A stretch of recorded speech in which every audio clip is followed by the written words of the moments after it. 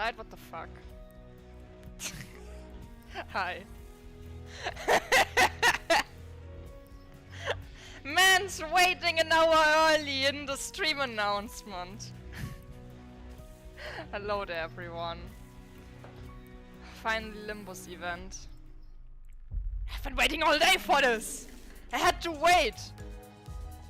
Such a long time. I'm not late! I'm actually half an hour early! I'm not late! No, I'm not! It was scheduled for 16:30, I just didn't want to wait anymore. I don't care about your opinion. So, I haven't logged in today yet. Do I have lunacy? No, I don't have lunacy. Oops. Give me only 10, okay. Do I do a single pulse on this? Is there only... it's only the holiday one. I honestly don't care if I get this. It's not late. I don't care if I get this ego, actually. I'm gonna buy it at some point. Yeah, I'm gonna think about that later. I have heard there is like 300 threads. And this event is not voiced. I don't like that. This is the first story content that has like no voices whatsoever. And I am not thrilled about it. Meaning I need to read everything. I need to manually do reading. Manually reading. Manual reading is awful. But consider what? No Don screaming? Maybe I like listening to Don scream beach volleyball. Maybe I enjoy that. Have you considered that Don screaming is actually entertaining my stupid brain? Yes, I can read. She enjoys the sound. I enjoy the sound of it, yes. So, there's a bunch of EXP. What EXP is this? Free? It's all free tickets? Nice. What's this? Ooh, level 30. Where do I get the ego? Where is it? Oh, there it is. 2000. Around 90 level 3 tickets. That's good. Maybe I can finally level up. Something, because I haven't been doing EXP stages for a while. Oh, there's a thingamajig. Okay. So much. The thread is the best one. We don't have the egos for buff 40%. Oh well. Why can I not click on story? Do I need to go here? Okay. Oh wait, yeah, I need to go here. Tedium. Oh, wait till the lake grows ever longer. One by one, the sinners begin succumbing to the tedium. Then Heathcliff suddenly and anxiously calls over to Virgilius. For those who don't know, something interesting about Limbus specifically is that... Wait, let me check for the sound real quick, because I think the game's a little bit loud on stream, so... something interesting about Limbus. The time that is passing of updates and story events happening in the game correlates to real time since the game came out. It is not exactly 1-to-1, but it is roughly aligned.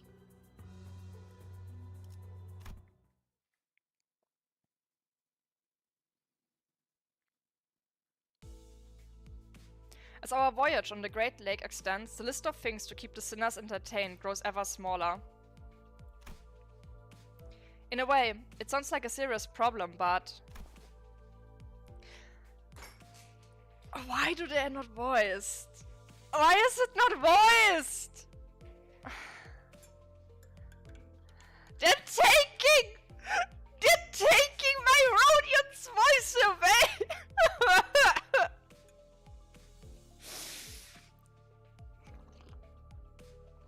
some coffee. Ah, fucking to read out all of this. Okay. Guys, anybody got any fun stories to tell? No, for the 30th time, I suppose repeating the exact same phrase that many times is a talent. If it could even be called that. If you're having trouble recalling what you said moments ago, she has repeated that phrase 28 times to be precise. At 30, I was planning to verify if she had suffered any damages to her occupational region. I get it, I'm just that bored, okay? There's nothing to do anymore. I'm tired of playing the same game of backgammon again and again. Good, I've got a job for you then. How about you start feeding the seagull on time for once? Somehow it became my responsibility after you all got tired of taking care of it. They're still having the seagull. There is still the seagull loose on the bus, and all of the children got tired of taking care of the pet. So the responsible adult now has to take care of the pet that they probably didn't even want to have. This is like me and my sister as kids, because my sister was a little shit. We had like 3 Mongolian running mice when we were younger, and the only reason why we owned 3 Mongolian running mice was because we went to the store and there was a pet section, and my sister started crying and screaming so long until we bought all of the mice, because you have to buy all of them. You can't just take one. You need to buy them in a group because they cannot be alone. No one wanted these mice outside of my sister, and then my sister lost interest after like a week. Same situation. Yeah, we're going to have to let the seagull go once we're out of the Great Lake anyway. Why do you even let yourself get attached to it? Just look at her, the way she looks at you, those woeful eyes. This is Dad and the dog. About your average seagull eyes. Seagulls are cute. They are a menace and a threat, but they're kinda cute. I like seagulls, even though they're objectively the most trashiest bird out there. It was abundantly clear that the sinners were starting to slowly expire from sheer boredom. Well, it's not really a problem, it has a solution.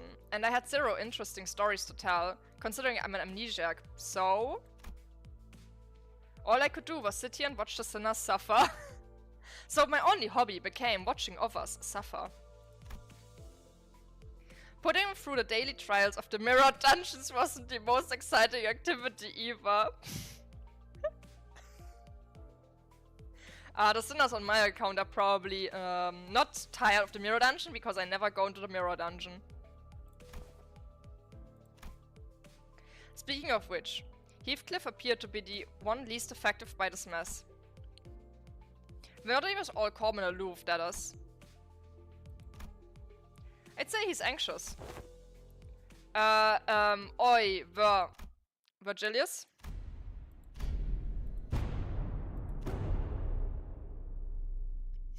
Ishmael is looking like she's having PTSD. A frosty silence descended upon the sinners. And the source of that frost was the inexplicable event that played out before their eyes. Huh? Heathcliff, have you gone insane? Did you finally snap? This must be a side effect of the consultations. Maybe you can call this sense of self-preservation loss syndrome or something like that. Wait, let me check the sound, because this specific track is super loud in the game files. So... Heathcliff? Shut your traps, I ain't mad, and my sense of self-preservation is just fine. Impressive, Heathcliff. I really found myself surprised in the series of misadventures so far. But this is one of those rare occasions. Speak, what is your business? It's the, our next destination is T-Corp, innit? Do you really need me to answer that? No. You know what I'm talking about.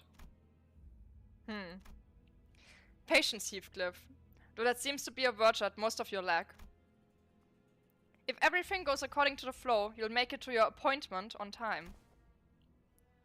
Since I had no context for any of that, all I could do was sit here and watch as Heathcliff scratched the back of his head.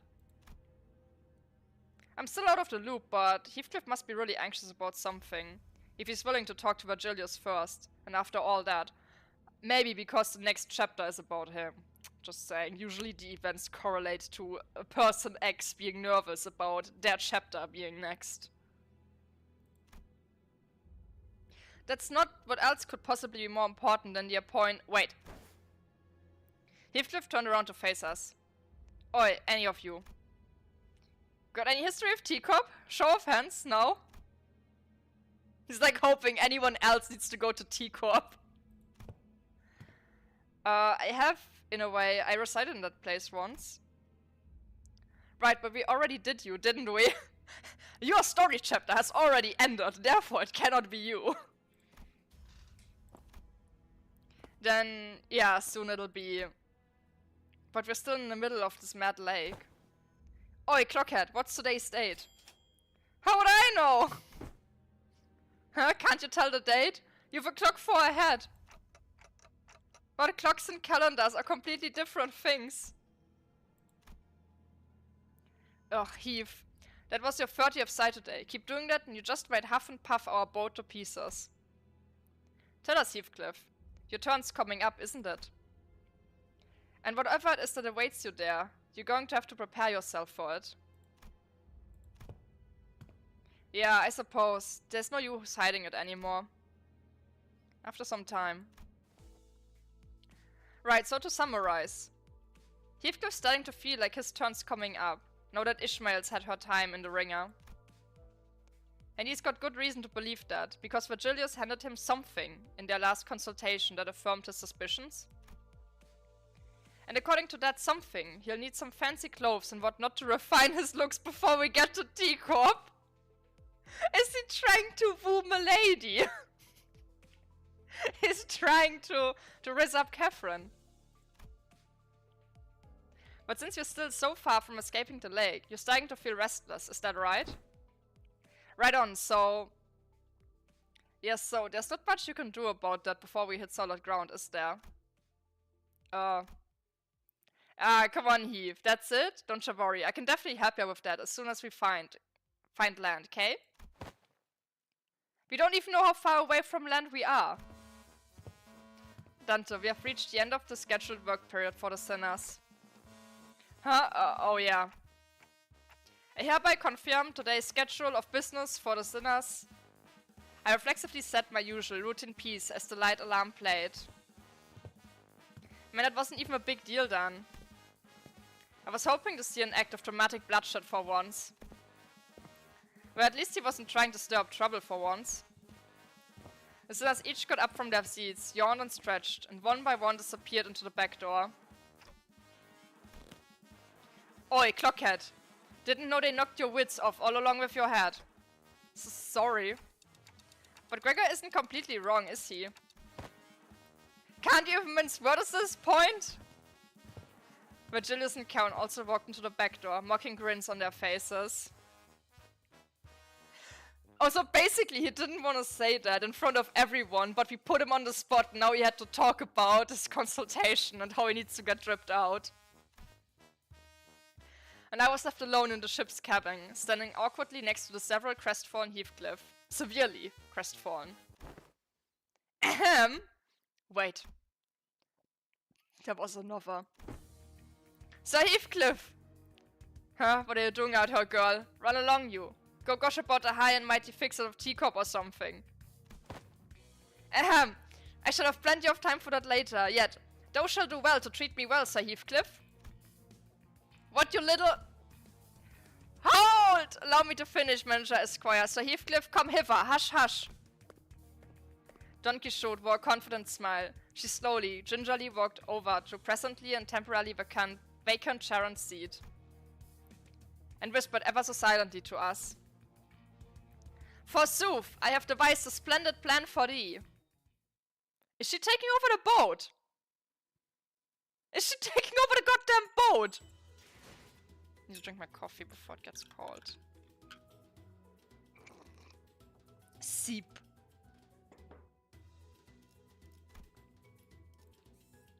Don Quixote brought us to the helm of the ship.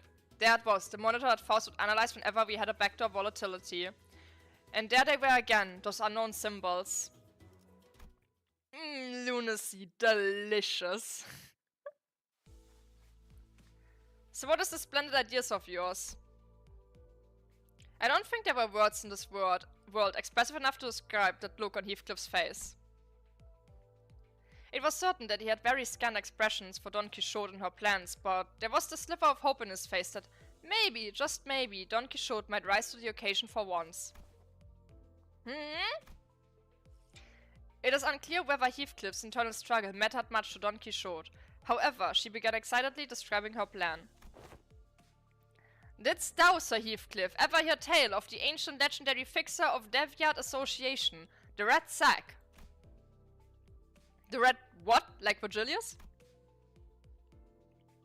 It is said that the legendary Red Sack carried out his deliveries, no matter how terrible the terrain or how arduous the journey, to all corners of the city. And with him was his sidekick, Reindeer Man. Is just Santa Claus, but as a fixer story.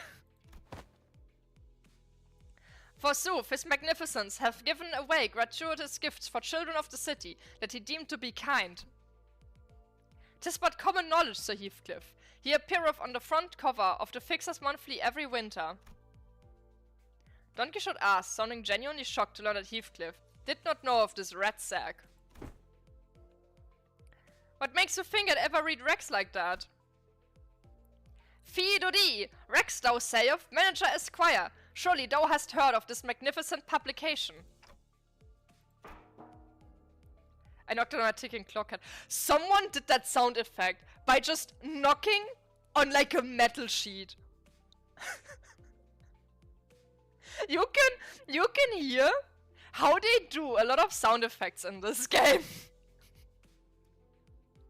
Didn't really feel the need to spell it out for her. So none of thee has subscribed to it then. Mine words fell on deaf ears. Anyhow, what matters to thee, Sir Heathcliff, is that thou endeavoureth to make thyself more presentable than anyone else for this occasion, is it not? Finally getting to the point, eh? Go on. Marry, good sir, a costume most befitting that occasion would be those of the Red Sack and his sidekick, Reindeer Man. This isn't going to end well, is it? What, like those ridiculous fixers the fuck? Excuse me? Fixers del Atadeker Adi, whatever? 'Tis not ridiculous! Fie, thou hast not even deigned to indulge my only wish that we would cosplay fixers del Atadeker Adiente together. Thou hast not even given it a chance. Indeed, speak not on a matter thou know naught about. I have never been tripping so hard over words in my life. With all that talk of a splendid plan, I thought you were actually going somewhere. But it all comes around to that fixer nonsense again, eh? She is a weeb. She is the weeb. If she was into anime and manga, she would be one of those legendary basement dwellers. Don't even have the energy to beat the sense into you. I'll get to it later. 5 honest it's to the noggin should do it. When the sliver of hope on Heathcliff's face began to rapidly fade. Prithee, share thy thoughts of the fixers that we have laid our eyes upon thus far. What? Embarrassing, were they? Remember, were they not fancy and impeccably dressed? Close not thy eyes and heart. Speak! Absolutely embarrassing sorts, yeah. That spandex blow from K-Cop looked like he leaped right out of a circus. He did look goddamn awful. I'm siding with Heathcliff here, he did look awful. Nay, Lord Siegfried was not embarrassing. I said that his outfit was rather dashing, wouldn't you agree?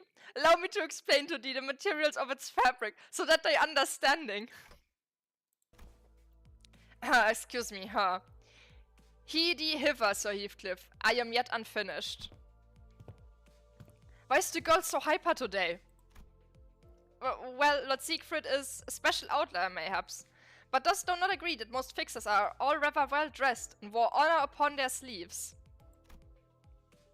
Honor upon their what? I don't know about that, but I suppose they were quite posh. Exactly. Follow thee. and thou shall see thyself dressed as impeccably impressively as thy fixers are.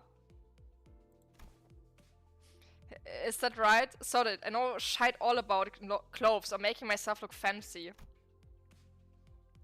Right, so let's say I go along with your plan. Where are we going to get them clothes? Honestly, everyone was right.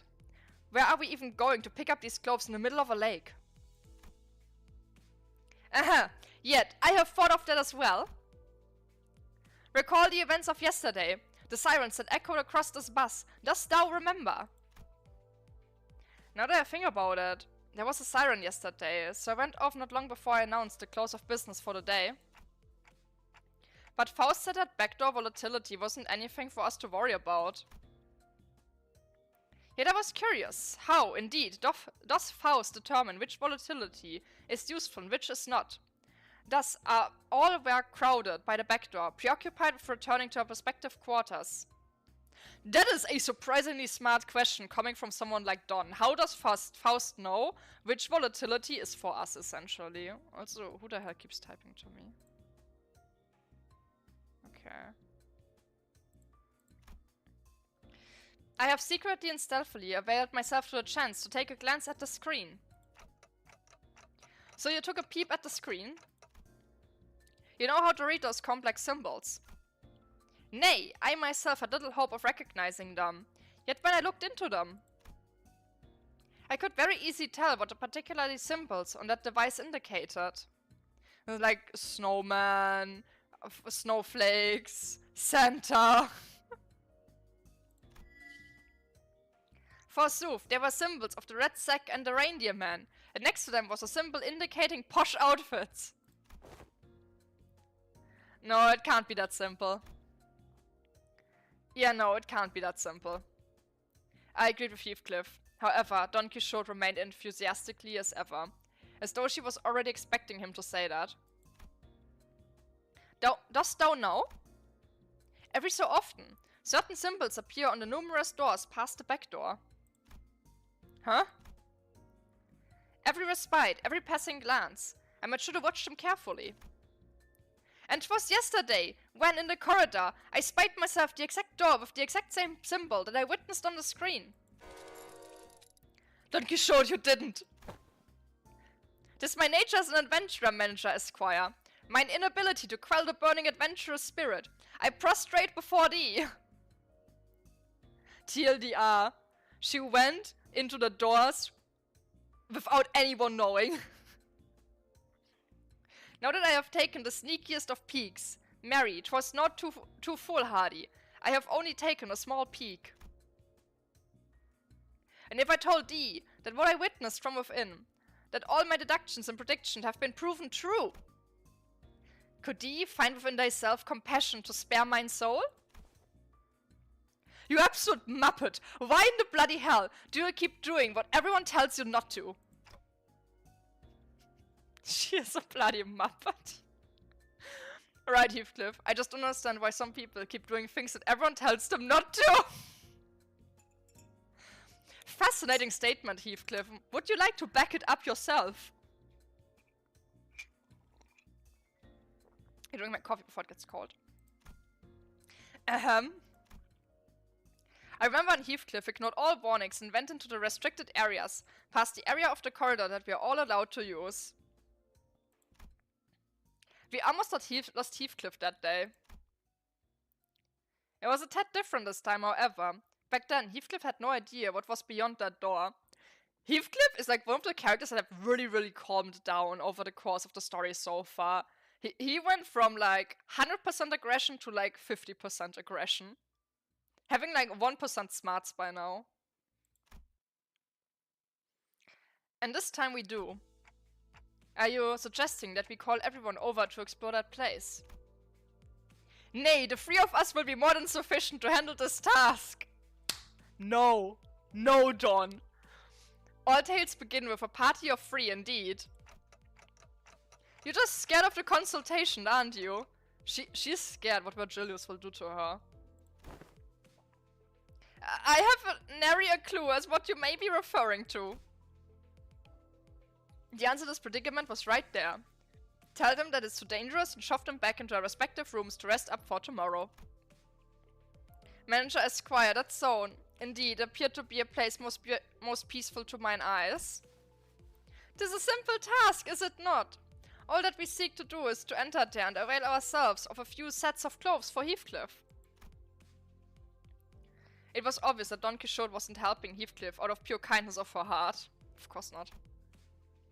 Maybe she hungered for an adventure, or maybe she thought she might be able to do that cosplay of the fixer she so admired. But if we can find Heathcliff some nice clothes to put his heart at ease, then... Maybe I can do something about this before things get out of control. Like it did last time, when I just let the sinner's anxiety stew and exacerbate. Fine, but we're turning around at the first sign of danger. Seriously? Come on, you were willing to do it if it meant that you could pick up some clothes. Well, I suppose we'll be okay as long as Clockhead's with us. Well said, then let us reconvene tonight before Manager Esquire's quarters. We shall knock in the following rhythm. Knock, knock, knock, knock. Then thou shalt whisper a secret code, to which then I shall... Just go get some sleep. I really hope this won't be a waste of time. We agreed on a precise time before returning to our respective rooms.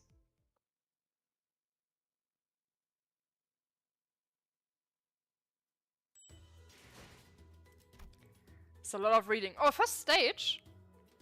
Ooh, what do I bring along? What could go wrong? Nothing. Nothing would ever go wrong here. We entered a back door Don Quixote claimed to have seen. In it was what appeared to be a factory. Clearly not our first time in this establishment, Don Quixote calls over to someone. I have no encapsulin. Now I have... Interesting!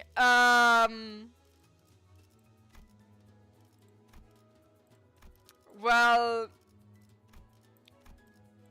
Let me just...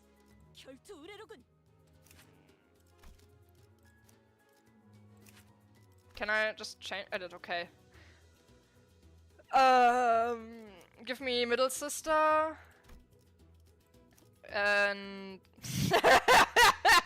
Sun shower! And we get Hobo Heave, let's go! He's my highest level Heave ID! He's even up type 4! He's not gonna be bad, right? Right? He's great! If you cope hard enough. A dark, silent night. All are sound asleep. Thus we assemble. This better be worth the trouble.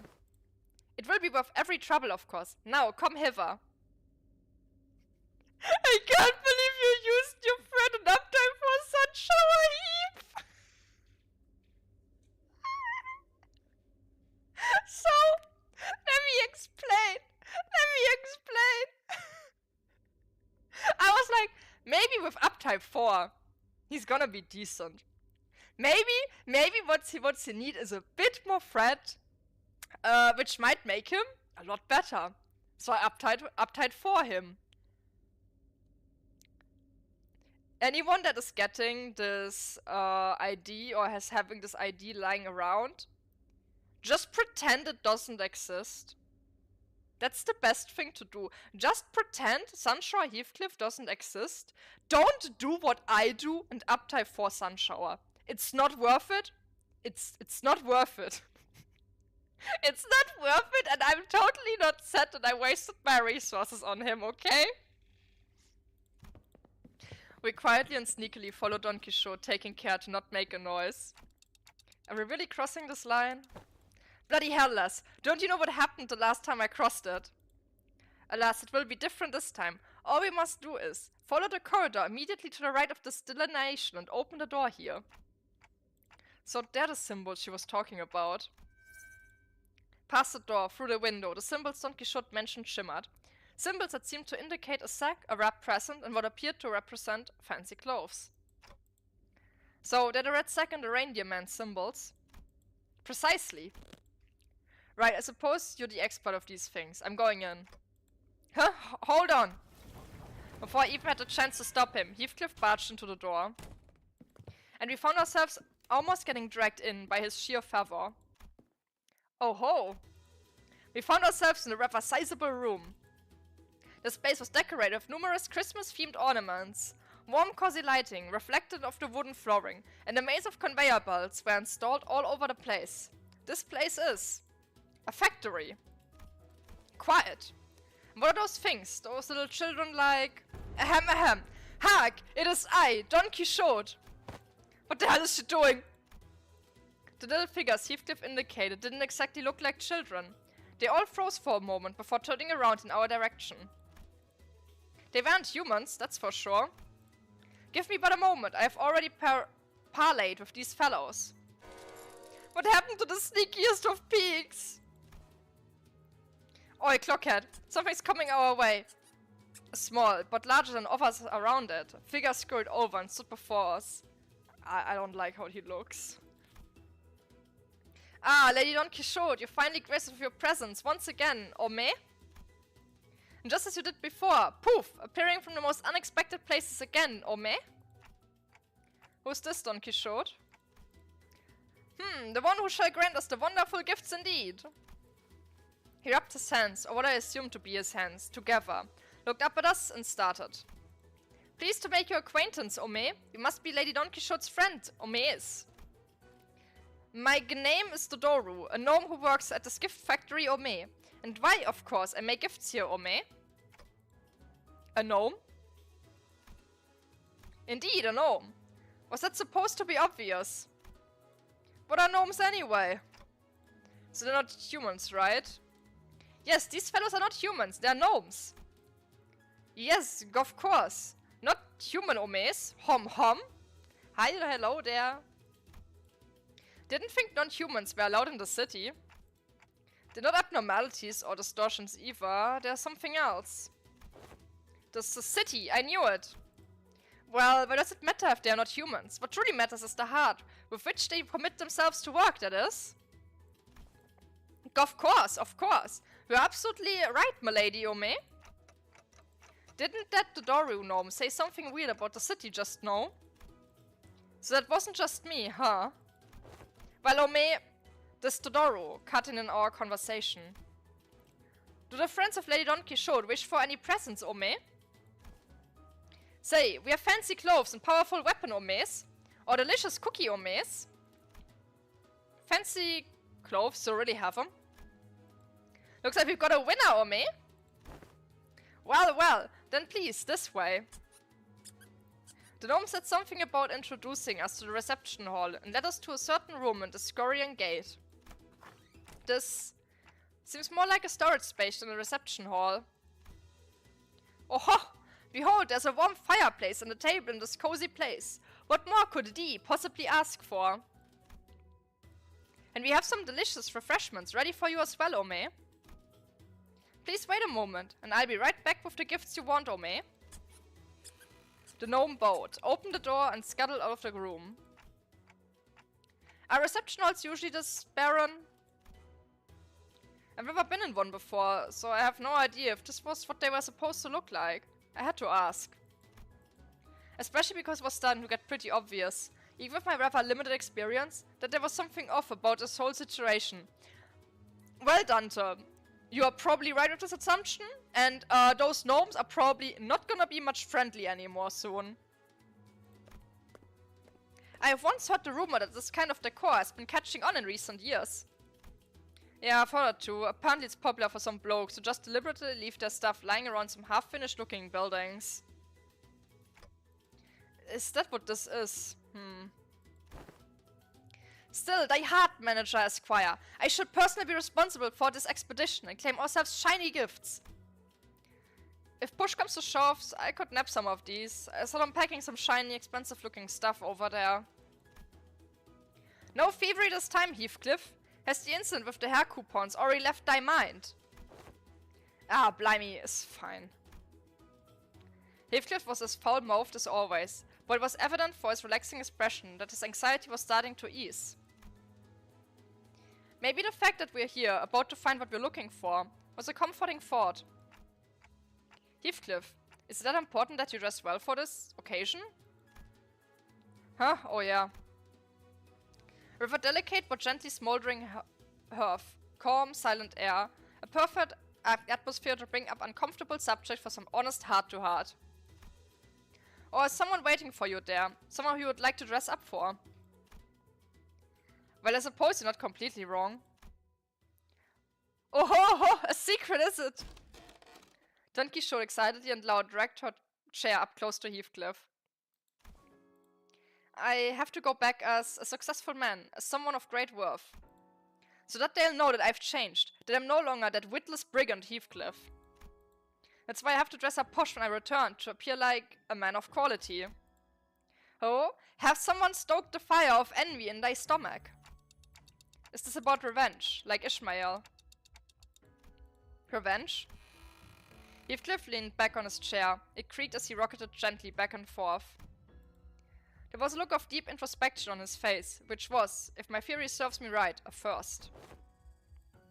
Well, I suppose you could call it revenge, but what I really want to do is make her regret. Yeah, that's what this is. He wants to go up to Catherine all dressed well and go like, well, Catherine, had your chance. Look at me now. I am so much better than before, and you can't have me anymore. And then she goes like, oh no, I regret not taking you before. I'll show them. I'll trample over those bastards who thought I wasn't worth shite. So that she'll regret not choosing me. So that she will feel that regret down to the deepest reaches of her heart. I'll prove to Kathy that there was no better man for her than I. Kathy. Heathcliff's eyes tremble a little as he speaks her name. He's mentioned that name before. His eyes trembled then too. This Kathy must be someone pretty important to you. Of course, bloody important. So what happened between the two of you? Between you and Kathy? Catherine, to be exact, and I call her Kathy. It's a long, complicated story. Aha! Allow my intuition to speak for thee. This Kathy must be thy lover, is she not? Wait, is that what she is to you? Huh? No, it's nothing like that. Okay, maybe a little bit. He's stuttering like Sinclair on a bad day. While his disposition was as brusque as always, I could clearly see that he couldn't stop himself from smiling from a mere mention of her name, and that gave me more than enough answers. Every sinner had a reason for joining Limbus Company, so... Maybe Heathcliff joined Limbus Company for this Kathy person. Makes me wonder what kind of a person she might be, though. Someone that special? That precious to Heathcliff? Don't be so overdramatic, that ain't me. No, or do this not out of obligations as the manager, but I'm starting to think that I want to help you out, so that you could be the best man you can be for her. I don't know how I should feel about Dante saying, well, I'm not doing this because I'm your manager. Haha. It sounds a bit weird. It's like, what is wrong about wanting to help him just because you want to? Why do you need to specify? Indeed, we shall all be people of Gefang. I heard a door open in that very moment. It wasn't a reception hall door. That one was made of wood and wouldn't make the sound that I just heard. The sound came from over there, away from us, from a dark corner of the room. Then we heard sounds of metal scraping against wood. It was accompanied by a howling blizzard. So those were sleigh marks, huh? The huge sleigh made its way across the wooden floor, on the marks that were already on the floorboards. It was flanked by several gnomes. The sleigh was red, and the sacks on it were either black or red.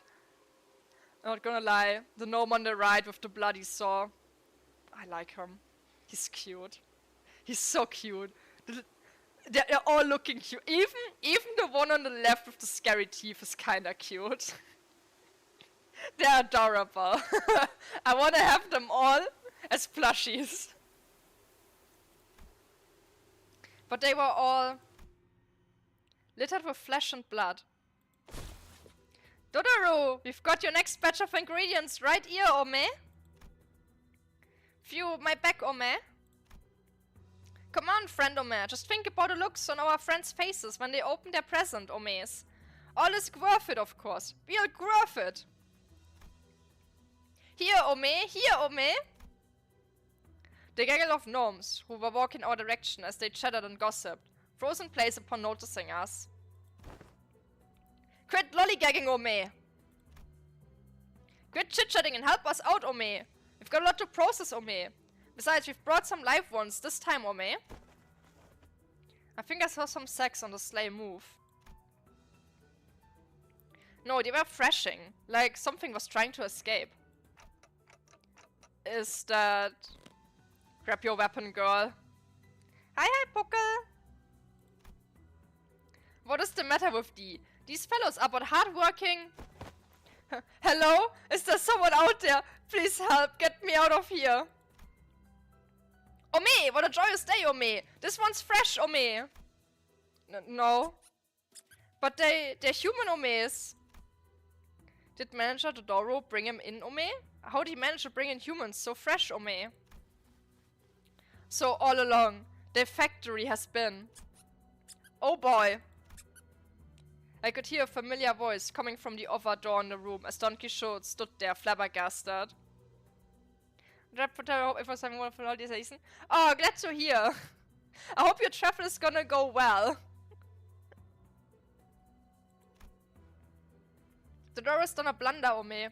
That sleigh wasn't supposed to be coming here, Ome. Don't you worry, Ome. Just a little game between us gnomes. That's your excuse? Master Dodoru. Dodoru is listening, Ome. Tell me the contents of those sacks. Raw material for presents, of course, Ome. Besides, Lady Don Quixote, Ome. Dodoru's prepared those fancy clothes for you and your friends to wear, Ome. Why don't we head right out to wear... What raw materials are they? Ome, Dodoru's tired of lie, Omes. Human Omes. Humans, like you. Your lord, what I say about using the storage space, Ome? I told you this one was off limits, Omes. What, are you gonna deliver nothing but disappointment to our neighbor, Omes? Even now they await gifts from our factory, Ome. Oh, my bad, Ome. Ome, and I already told the factory director to look forward to this batch, Ome. Huh. What was I thinking? This was absolutely not worth it. I know what you're thinking, Clockhead. So quit signing and start strategizing. We've got to get out of here, yeah? Yeah, sitting here and feeling sorry for myself won't do anything. It never did. Got it. Grab your tool, Omes. Fresh, locally produced materials coming up, Ome. Right then, let's crack on, you little shites.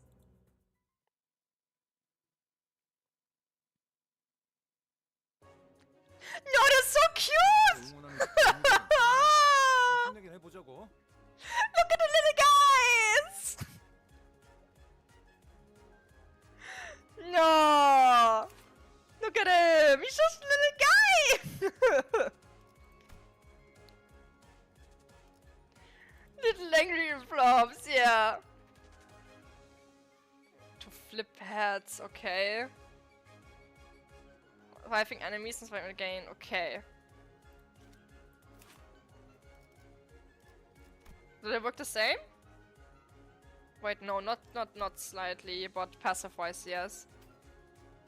Wait, it tells me already what they're weak against. Well, yeah. Oh, human fight, okay.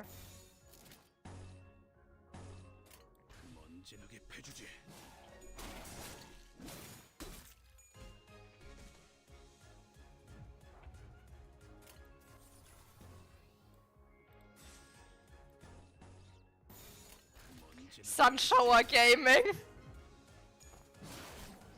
20 damage! 20 damage! See? He's doing something! He's not absolutely garbage! He's only half garbage.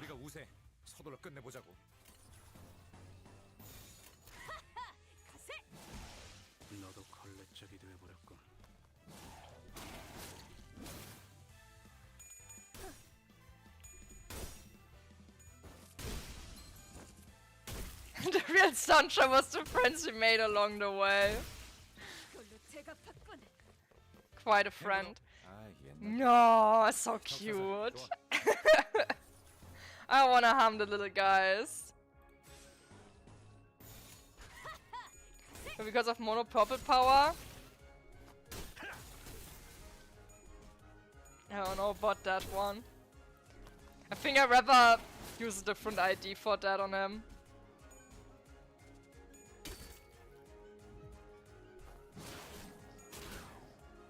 I mean, if we literally have nothing else, maybe.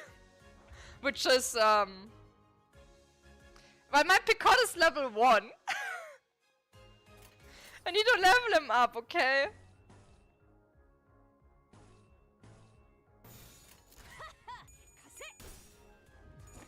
I'm too lazy to farm EXP.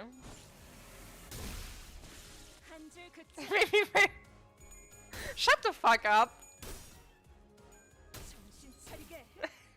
I will get EXP from this event and then I can level him up. Easy as that.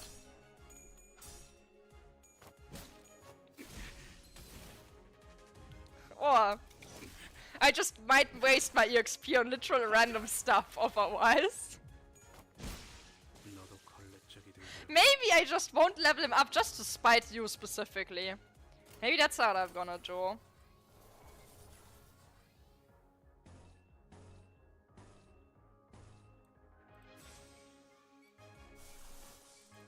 Fuck it, we ego.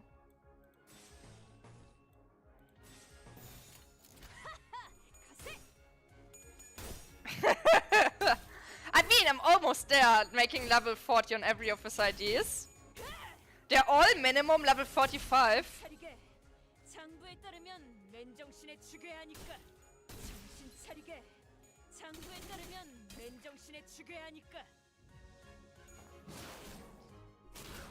좋아. 방금은 전략이 승이야. 계속 밀어붙이자. 미끄러지는 꼴 좀 보라지.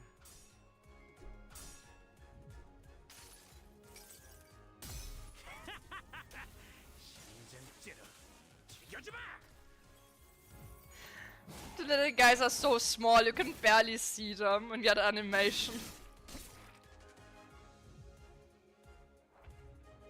I wanna have them as plushies so badly. I'll just like make this all purple just for the fun of it. Oh, I can. Nice. Purple, here we go.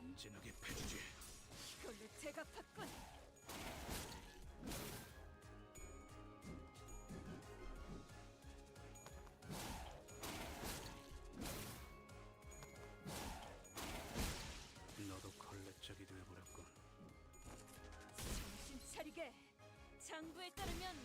Delicious. Tasty. Nutritious. Probably tastes like grapes.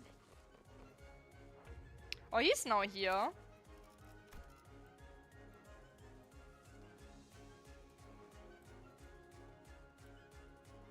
Doesn't seem that bad.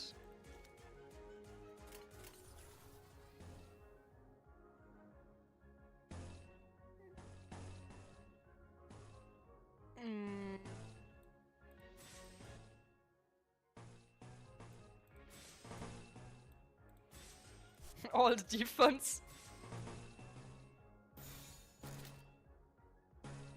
먼지나게 패주지.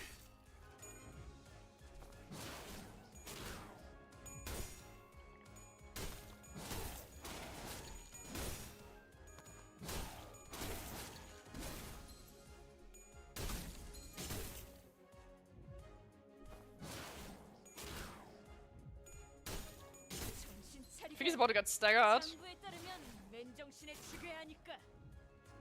Never mind, it's fine.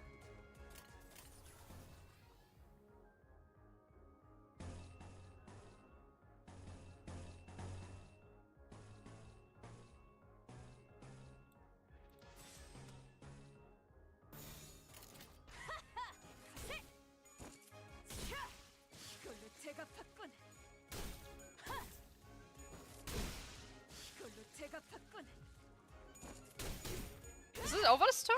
Should be. Yeah.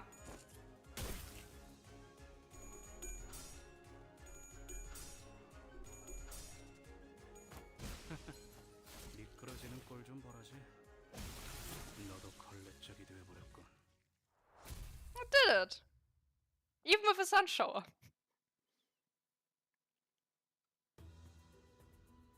These were some fierce thoughts. The fault lies with me. The light of confidence had completely faded from Don Quixote's face. So did her enthusiastic voice. No, I should have thought this plan through. Well, if we were to find someone to blame, the biggest fault would lie with me, the manager. Maybe I should have turned around the moment I sensed that something was off. Alas! With that, Don Quixote marched towards the now abandoned sleigh. This is... Several mutilated bodies tumbled to the ground as soon as Don Quixote undid the knot tying the sack. Damn it, I was afraid this was what we'd find inside the sack. There were a total of 7 or so people in the sack, but they were all missing a few limbs. They were barely breathing, and some of them had already perished. I've never seen their style of clothing before. Looks like we're pretty far from where we were. I've seen similar worn and torn clothing in the back streets, but the clothing they wore was of materials and styles that I did not see before. The back there must have sent us pretty far. Forced to tell me that each district within the city had different cultures and such, so... Doesn't really matter, does it? They all die soon, it's not like you can turn the clock for them. Let's just get back to the bus. Nay, here, this person here is intact. Ha, get a hold of thyself! Art thou the one who requested our help earlier? Who are you? A character having a unique sprite is interesting. So, it's not gonna be one of appearance. I get my first reward. Also fine. I got EXP. I got EXP. I wanna do it.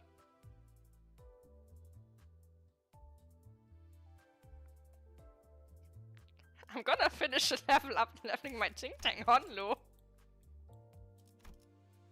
Okay, no, I will level my Pequod. Fine. There. 21. Are you happy now, Light? Are you happy now?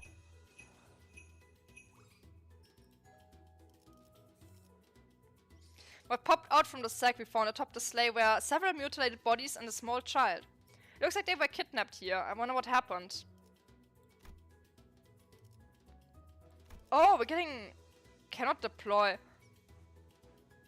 Oh, that's basically what's happening in the meantime. I guess.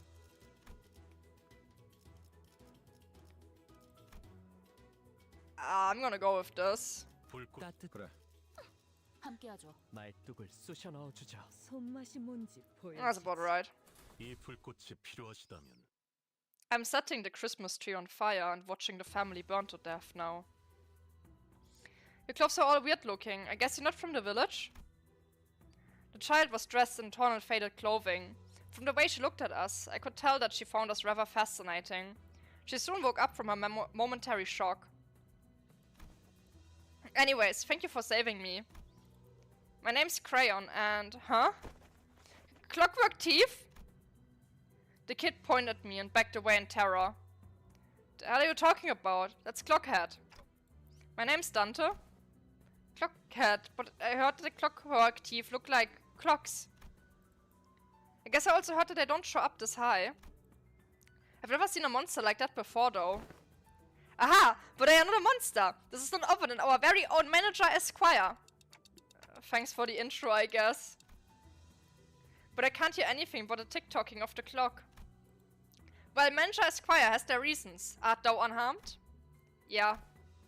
Looks like the other people who were dragged here with me weren't so lucky though.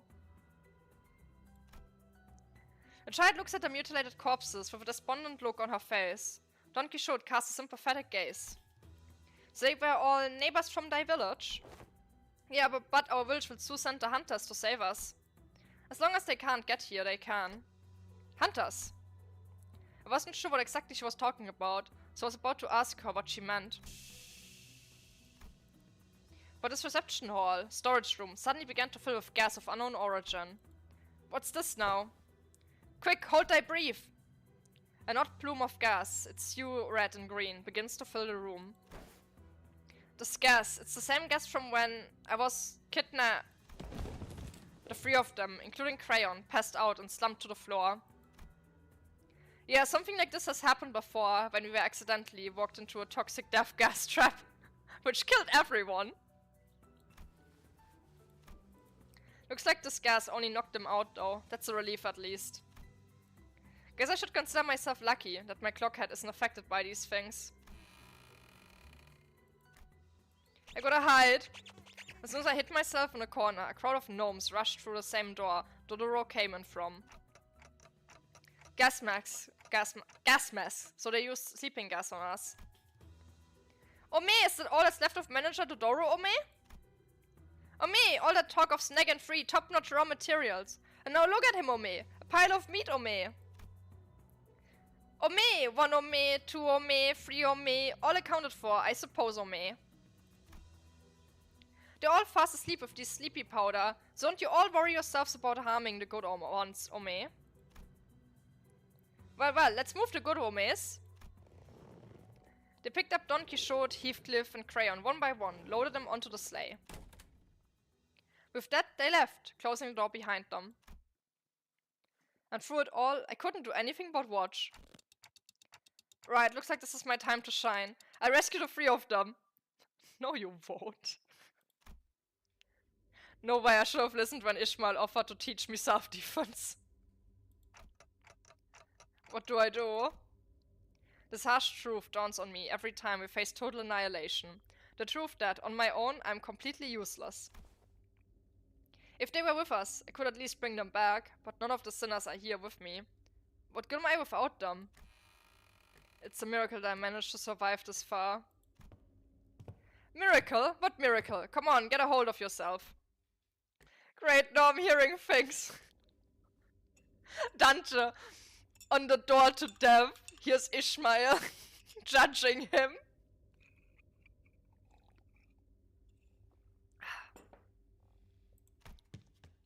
Not hearing things, Manager. We're really here.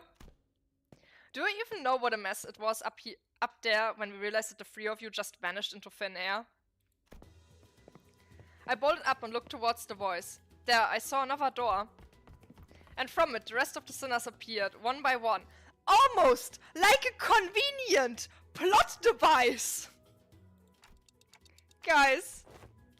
Oh boy, looks like I forgot about that slightly spoiled ingredient. Ome? I will inquire about this incident later, Dante. For now, command us in this battle.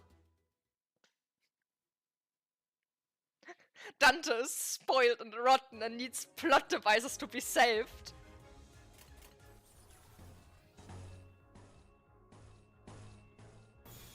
부드럽게.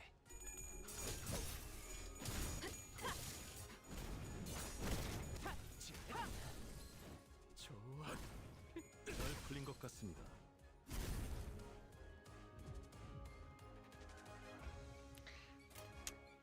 Greatest burn damage of all time.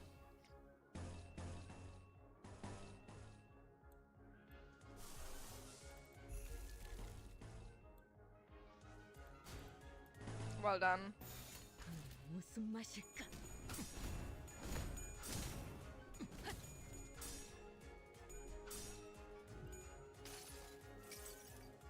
New game featuring Pierre from the hit game library of Runa. Legend of Ruina is my favorite. 좋은 것입니다. Legend of Ruina was a great management game. I loved all the SCPs there. Someone is gonna get mad at me saying that, I can feel it. Because they don't get the joke.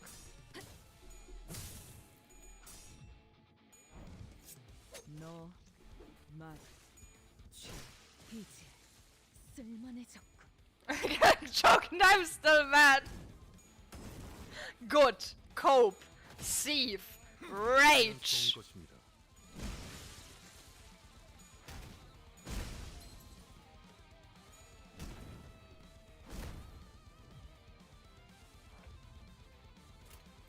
부드럽게.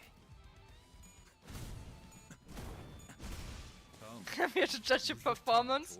What performance? 아, 옛날 버릇이. Clicking the same colors in a line.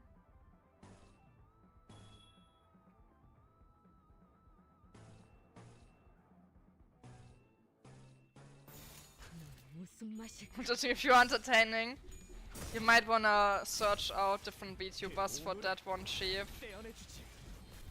I think I wouldn't watch myself. 불타올랐군요. I wouldn't watch myself. 방금은 전략의 승리야.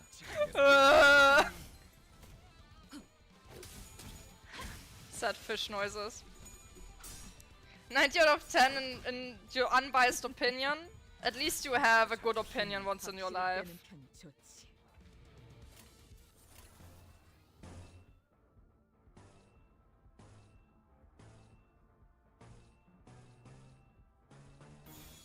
부드럽게. Oh no. My light demanded credit score is sinking. What a tragedy. 좋아.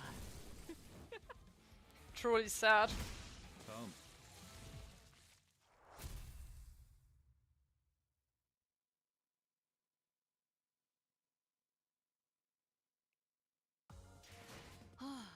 깔끔하게 해결했네요. 가는 길에 우육면 드실래요? Ooh.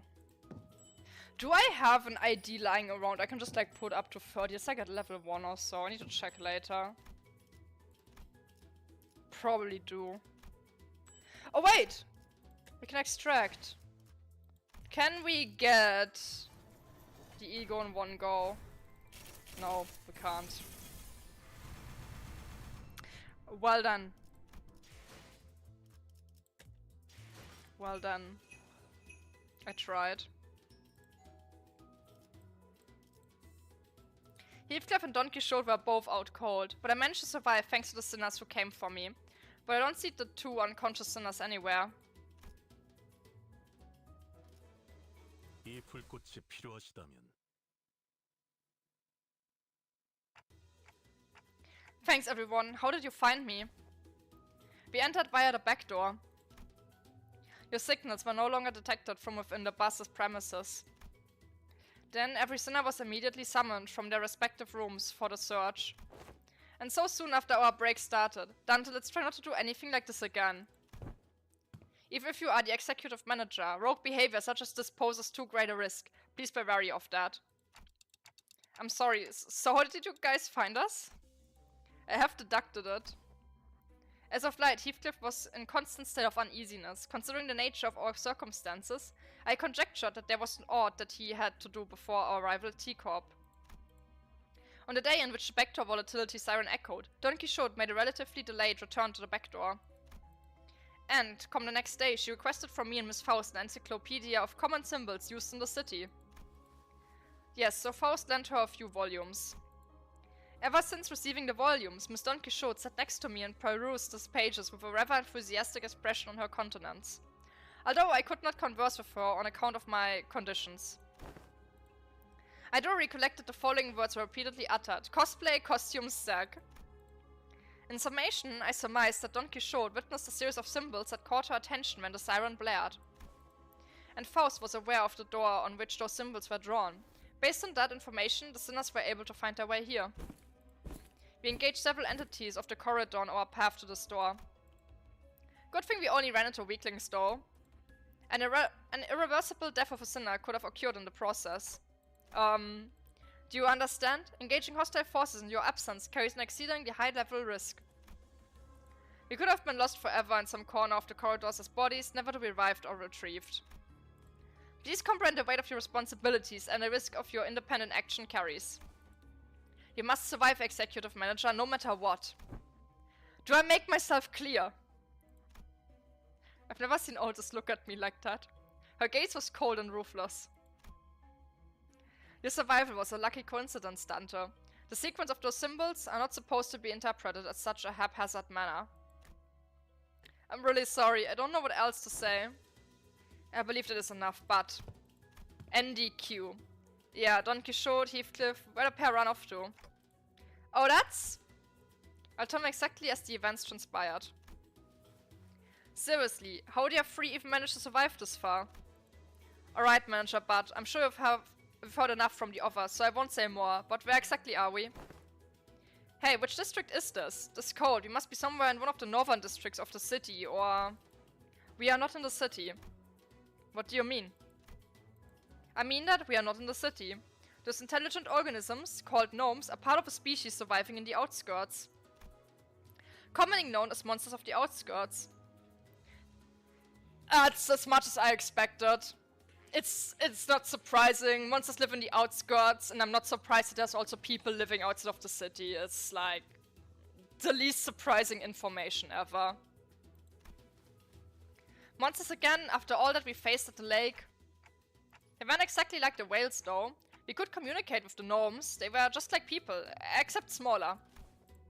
So we're in a completely different region of the outskirts. I would have liked to explore the area if the circumstances permitted.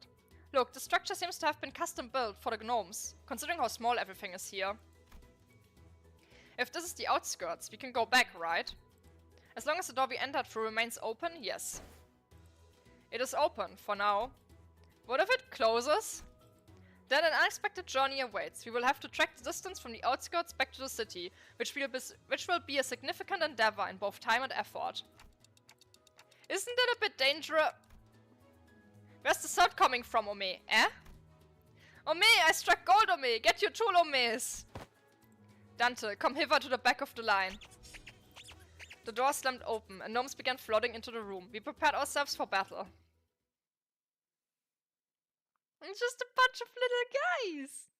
Just a bunch of little cuties.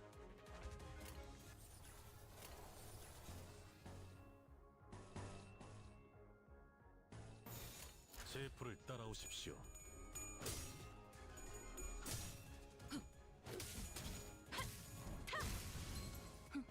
제가 묻었네요. 그 오늘의 다 죽어라. 아까처럼만 해. 그럼 이번 전투도 쉽게 갈 수 있을 거야.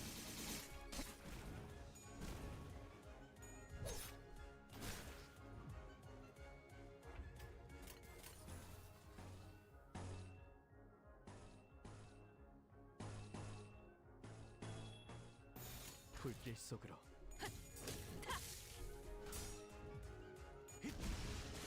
유효타 좋아. 계속 집중하지. Look, out of using it to sinners that are just gone. I liked it, yeah. It's nice.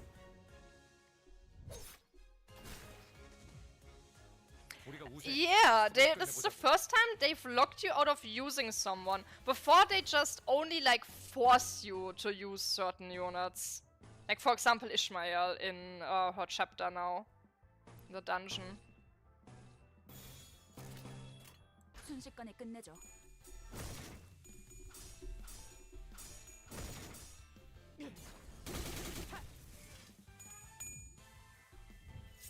너 이제 쓸만해져. So people have a good collection. 한눈. Yeah, it's like you can probably do it with just base sinners too, 불타올랐군요. for the most part. 날 풀린 것 같습니다. Also, to get to this point into the event, you need to have done all the other stuff before. 자연스러운 것입니다. So it's not like you can just go and do the event. 적사살 좋아.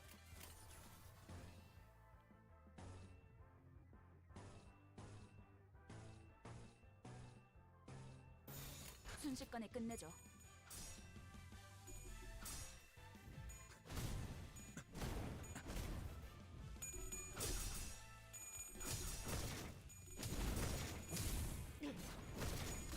잘 타는 걸.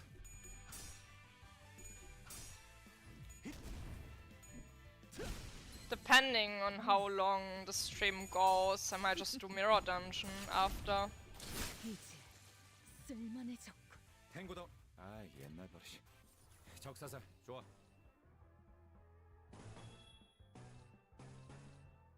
그대로 가보자고.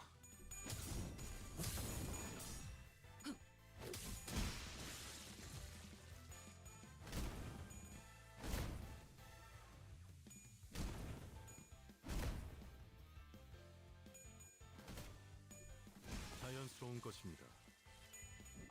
자연스러운 것입니다. 우리가 우세. 서둘러 끝내보자고. He's low morale. Just let him go, poor little guy. 순식간에 끝내죠. Let him live, little friend.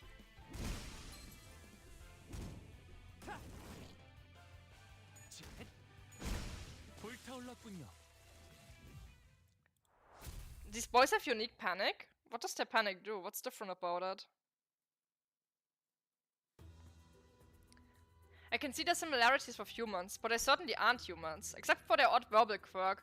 These monsters are impressively communicative. I don't even know if they should be categorized as monsters.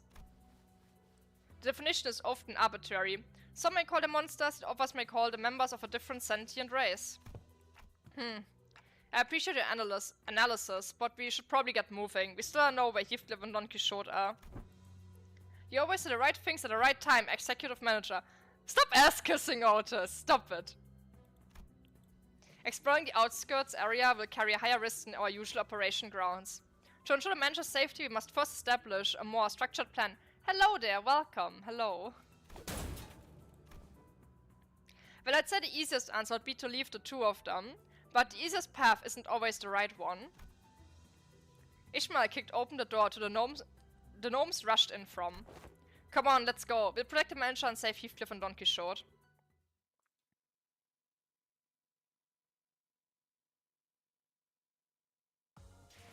당연한 결과죠. 저는 선택받았으니까. Give me stuff. 그렇겠죠?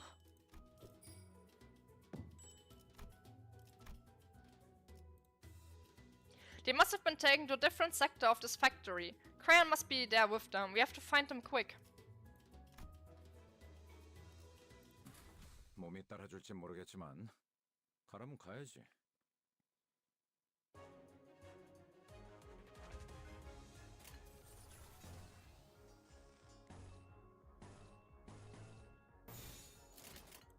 무슨 맛일까?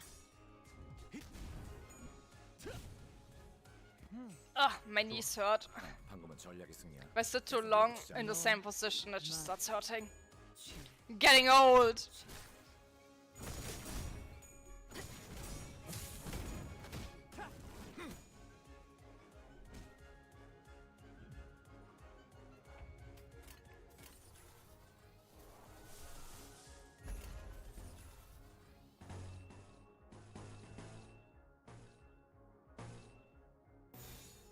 순식간에 끝내죠.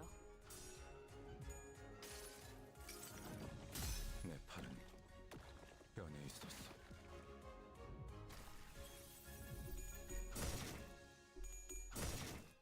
그 오늘의 유효타 좋아. 계속 집중하지.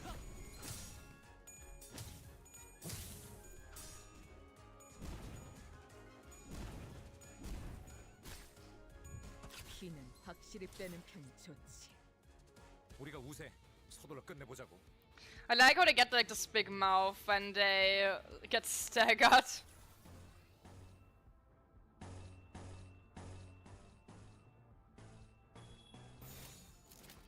Oops. 순식간에 끝내죠.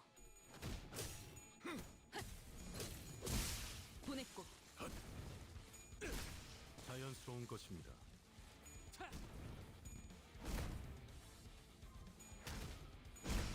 불타올랐군요. 생각보다 잘 타는 걸. 다 죽어라. 탱고더. 아, 옛날 버릇이. 적사살 좋아. Ah, this one.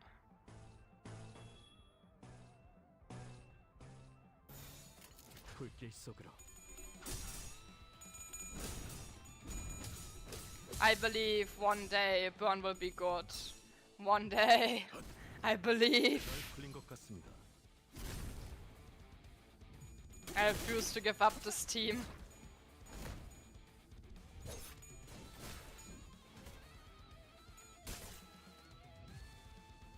한 방 먹였네. 이 기세를 모아서 뚫어보자고. Do I have AoE? Yeah.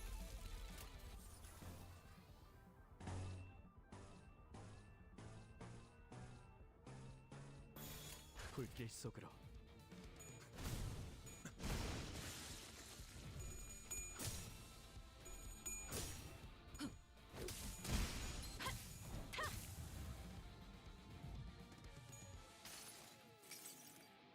여기에는 네 약한 부분도 쓰였지. 자, 여기.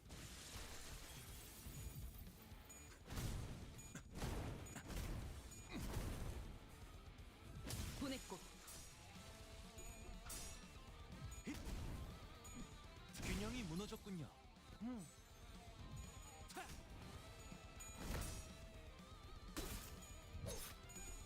이제 Oh, I hope. 잘 풀린 것 But 같습니다. the thing is, they really need to do something with 우리가 burn 우선 overall. 스토리를 끝내보자고. Because right now it's just...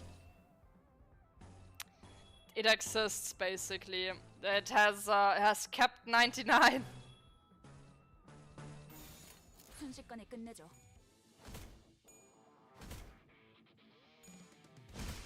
다음.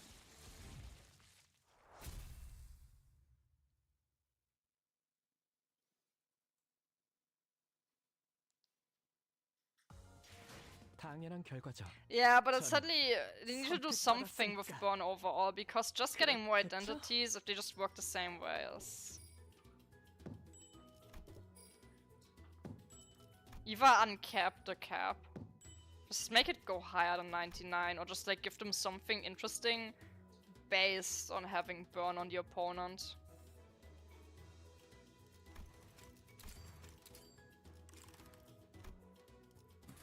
몸이 따라줄진 모르겠지만 가라면 가야지. 최선을 다해보자. It's pure battle stage, 방금 okay. 벌레 말은 듣지 않다는 사람 누구야? 순식간에 끝내죠. 그 오물을 떼어내주지.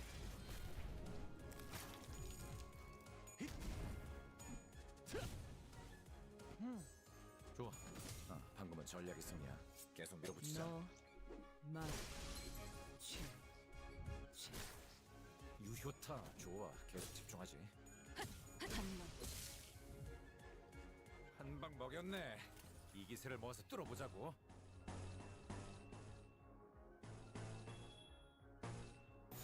부드럽게.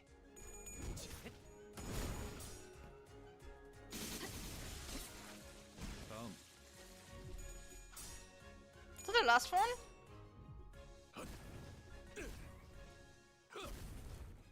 Didn't even get staggered. 이대로 가보자고. 좋아.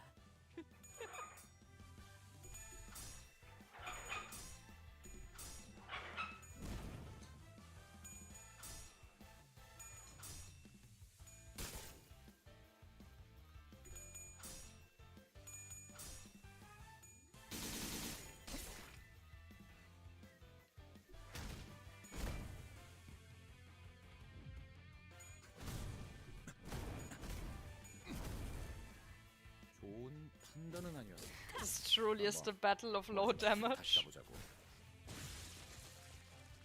Oh, one of them burned! Whoa!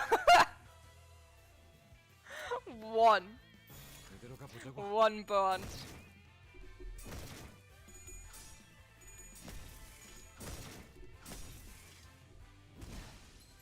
좋아.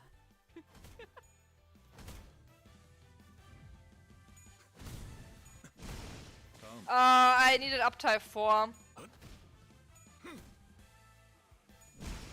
자연스러운 것입니다. It's not like I don't have it. It's not like I don't have it. The problem is... It's uptype 3.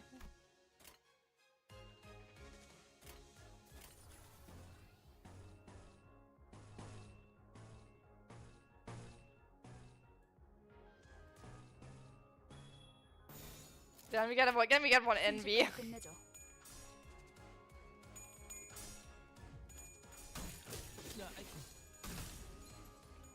Oh, that was a lot of damage. Well, okay. 마시고 싶어요. 보냈고 I didn't expect them to suddenly murder someone. 잘 풀린 것 같습니다. Okay.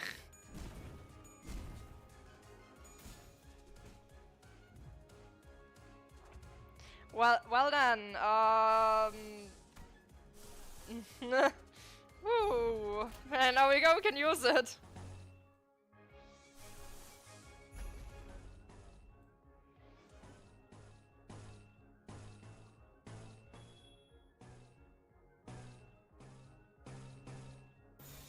순식간에 끝내죠. 그 오물을 떼어내주지.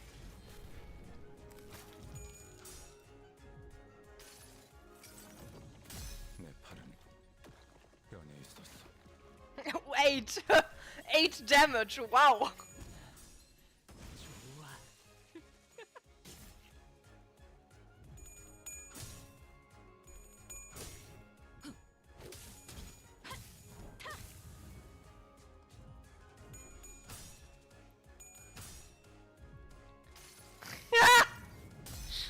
Oh, it rolled tails too. 하게 안아줄 수 That's so sad. Depressing. 이제 쓸만해졌고. 널 풀린 것 He's like, 같습니다. oh no. One burnt! There! 우세, 서둘러 끝내보자고. 불길 속으로. 다음. Haha. What if I used my quote unquote charge team? Well, I don't have done. 깔끔하게 해결했네요. 가는 길에 우유면 드시고. Wouldn't that be funny? No telepole?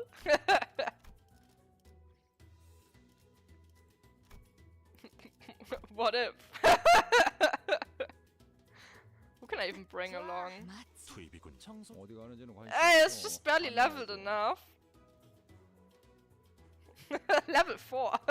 What a peculiar level for Faust to be on. 정리 시간이다.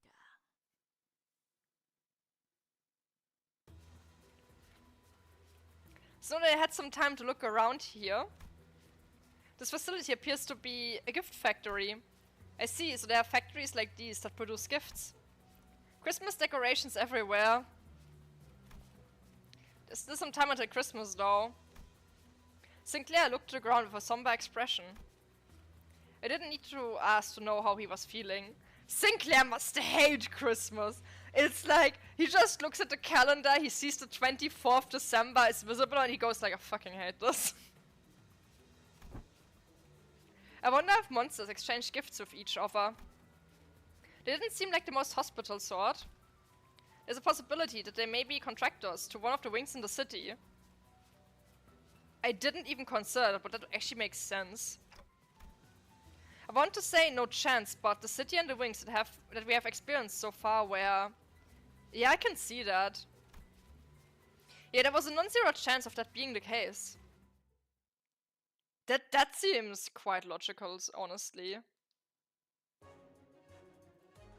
최선을 다해보자. 버린 말은 듣지 않는다는 사람 누구야? What if I... No.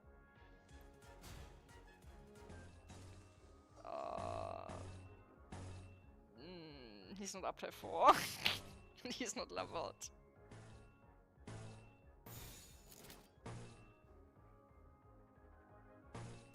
내가 눈에 새겨주지.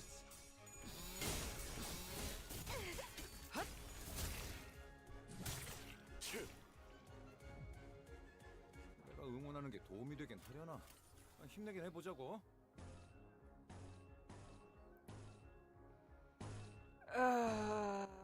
Das.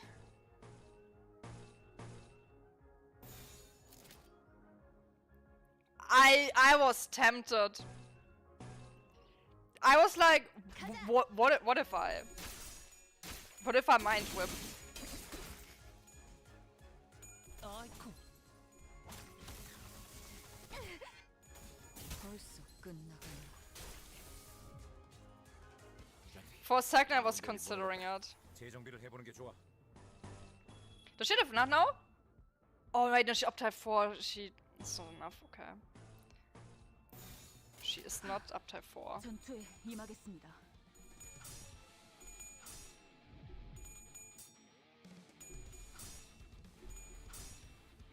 돌려라.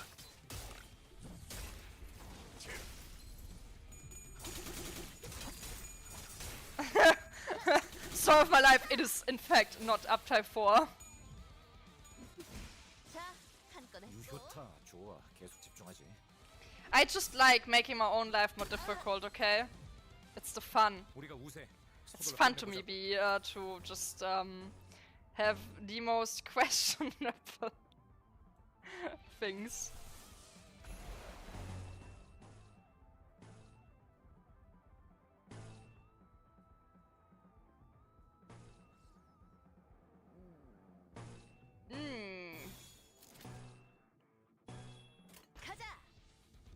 Feels no telepole, man.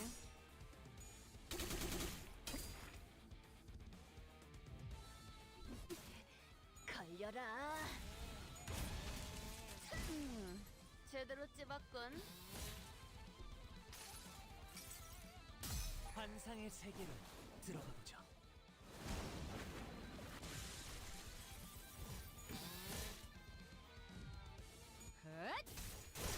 맘. 벌써 끝나가는군. 생명 활동의 정지를 It's actually working better than I thought 우리가 it 우세. would. 서둘러 끝내보자고. We can mind whip!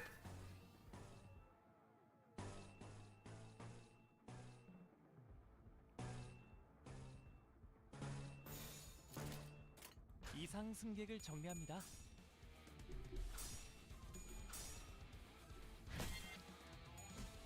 Please, mind whip, please! Beautiful! 당신의 물로 터졌군요. 좋아. 소란이 줄었네요. 방금은 전략이 승리야. 탱고더. 아 옛날. I love me some mind whip. 적사살. 좋아.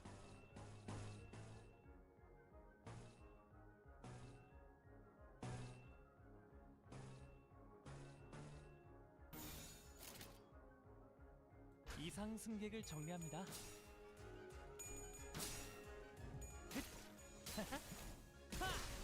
아하. 아하.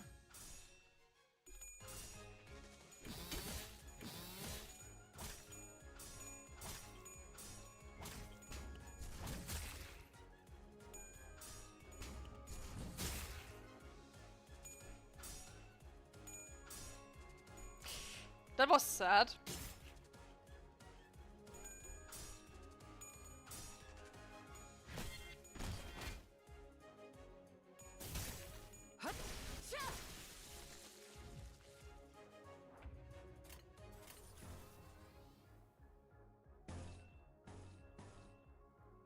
I need 10.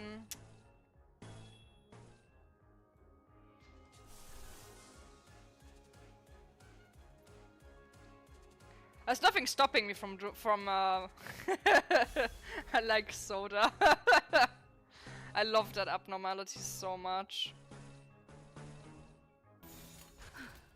전투에 임하겠습니다. 맘.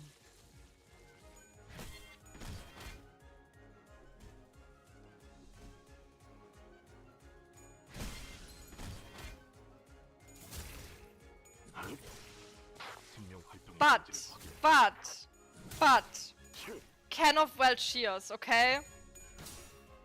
Soda. I know it costs a lot. It's maybe not really the best thing out there, but look at this animation. 자, 변신 완료. 만선이에요. That's a lot of shrimp there.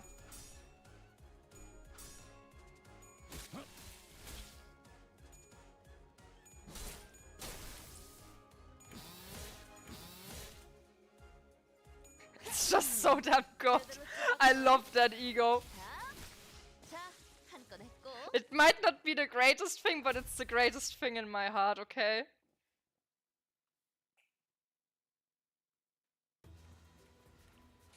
After spending some time battling gnomes and trashing the gift factory, yes, we soon realized that the gifts the conveyor belts were moving weren't your average gifts.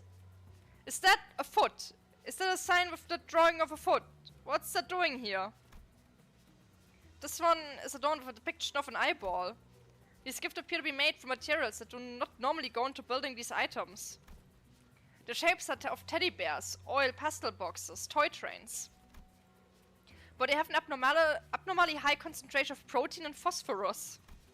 However, the decorations and the lights are made of proper materials. They must have salvaged the waste expelled from the city. It's obvious. GMFH.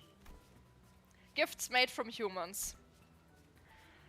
More stuff made from human sacrifice. I guess the outskirts isn't so different from the city, huh? What's really concerning is, who are these gifts for? Who in their right mind would want something like these? Who knows? Rich folks with screwed up perversions? Maybe that's who they're for. So... if they're making gifts out of people, Heathcliff and Don Quixote, will the gnomes turn them into gifts too?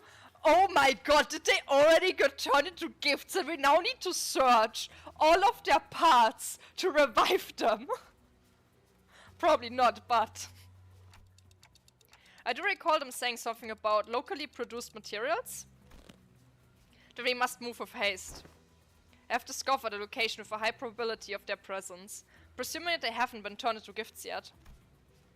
After a long silence, Massault spoke up. He pointed in a direction. There, the placard says, Gift Assembly.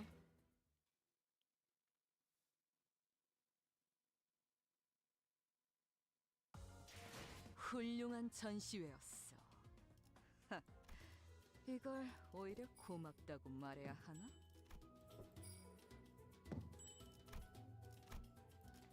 More. It's actually a lot of stages here. Didn't expect this to be so long. 정리 작업 시작합니다.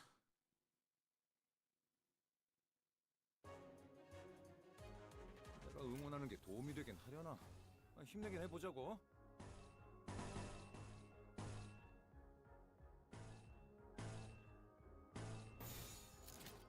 이상 승객을 정리합니다. 걸려라.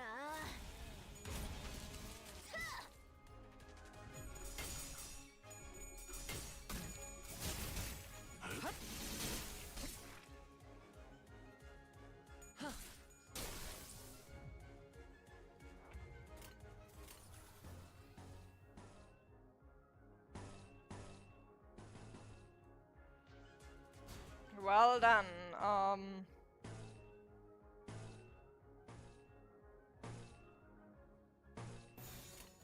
가자.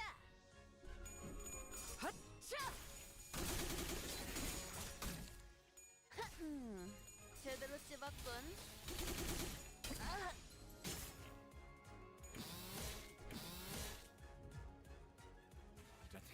아군 대열이 무너졌다. 재정비를 해보는 게 좋아. No resources.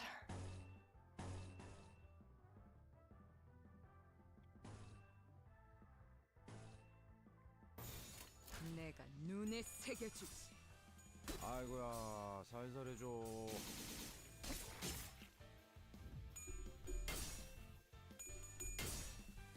헛! 맘.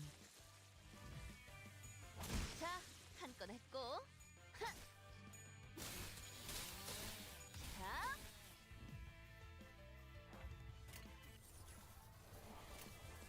Nothing still.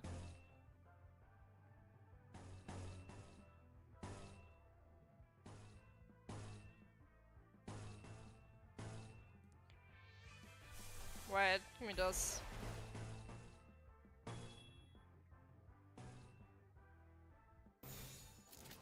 내가 눈에 새겨주지. 아이쿠.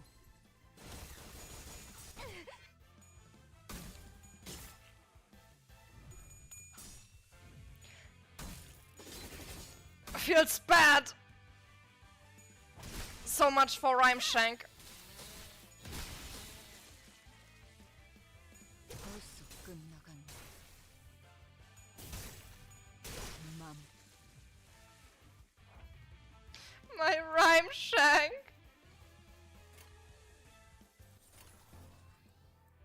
Good for you.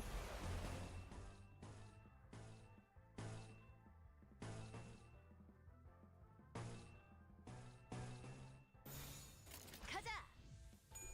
Good for you.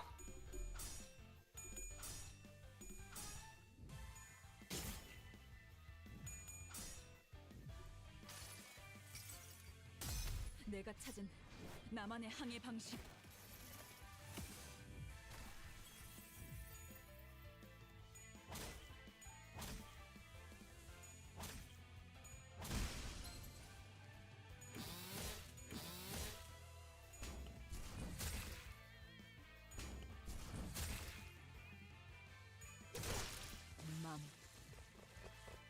Oh, there's more. 아, 옛날 버릇이. Well then. 좋아.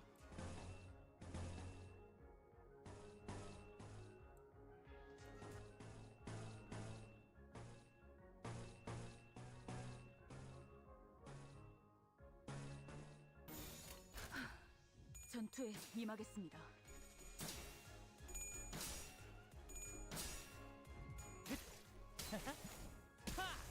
아하. 방금은 전략의 승리야. 계속 밀어붙이자.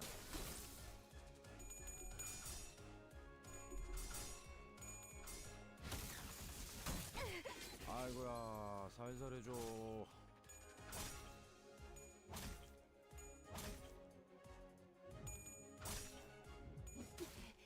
걸려라.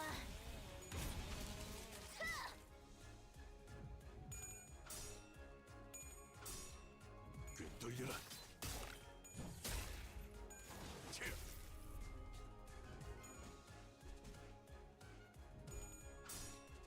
꿰돌려라.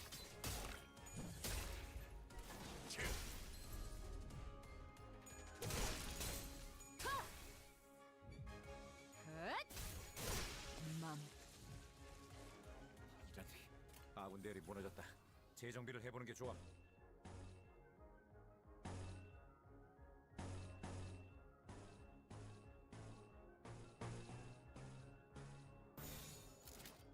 내가 눈에 새겨주지.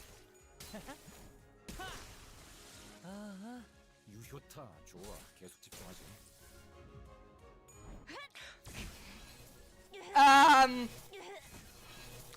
I made an oopsie. I thought she had 10.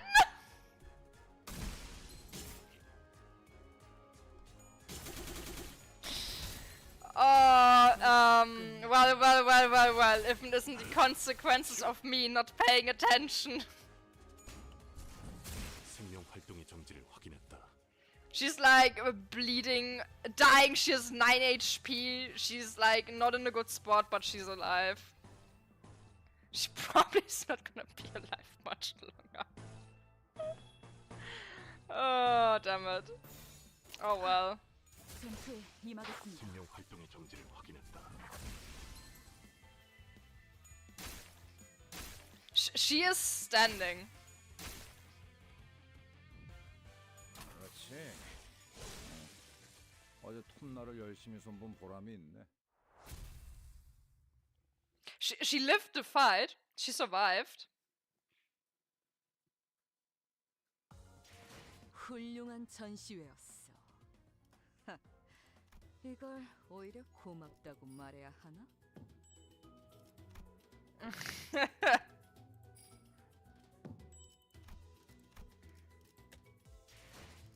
Let me use my tickets. I wanna get the Otis potentially just for the bonuses.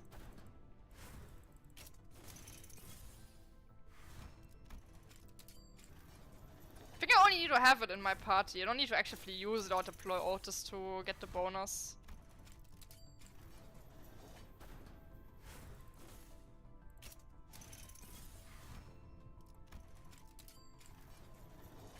I don't think I have particularly many shots for her to just fight. Oh! 피쿼드의 1등 항해사를 맡고 있지. Well, I was missing him. That's the only one I was still missing.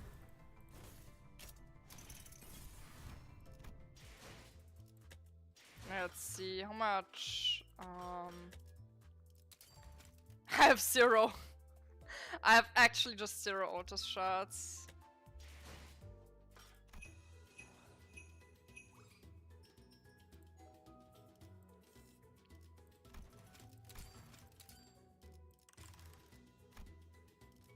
I will proceed to not use that team. Oh wait, no, I got them back. Got them back. 출발합니다. Yeah, this is fine. 돈 벌러 가자.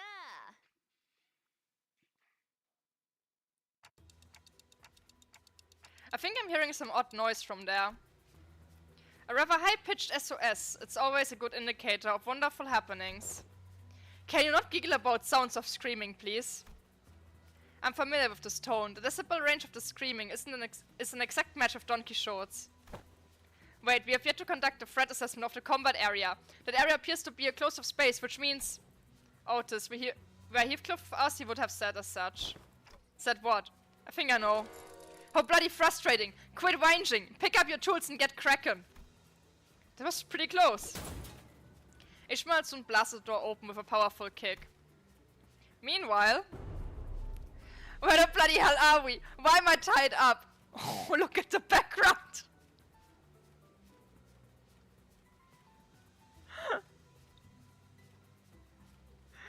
I like this background. There is so many little guys. Meep moops! I regretfully say to Dee that we are quite screwed. Forsooth, we are fated to become toys in that hydraulic press. It appears that, when the time cometh, I shall be turned into a roly-poly toy myself, that riseth with every fall. Ah! Oh, shut your trap and do something. You've got to get out of these binds. Sir Heathcliff, I apologize profusely. It is true that there was the tiniest bit of selfishness within me that I wished to procure the Red Sack cosplay set for myself. However, it was no lie that I wished to find Dee an impeccable outfit. You little shite, I knew this was going to happen. Once I'm out of these binds, I'll... At least thou shalt become an elaborate pocket watch. Damn clocks again. I think they're going to turn me into a box of color pencils. 24 vibrant natural colors, or so it says. Crayon getting turned into crayons. We've not seen living raw materials in a while, Ome. But they're a bit loud, Ome. Can you see if my ears are bleeding, Ome? Ome, the more they scream, the happier our recipients will be, Ome. Ome, then let's get cutting, Ome. Heathcliff, Don Quixote, ah, what a relief. They've not been turned into gifts yet. Quite cozy in here. Everyone, how? We're here for you, Heathcliff. Clockhead. Damn it, didn't think I'd ever be this glad to see your mug. Looks like we got here in the nick of time. Heathcliff was about to be shoved into gift-making hydraulic machine press. I have few new straps to send. Look, I'm not the type to wear my heart on the sleeve, but after you lot saved me from getting turned to a pocket watch, I have to say it. You absolute idiots! You two had one job, to remain by the executive manager's side, yet you let yourselves be captured like this. You know what? Forget it. Right, get a hold of yourself, you two. Manager, what now? Well, we've got to trash this place. Come on, get ready to wear your identities.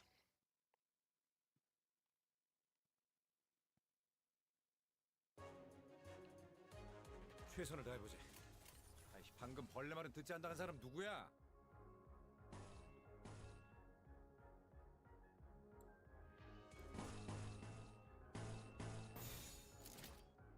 가자.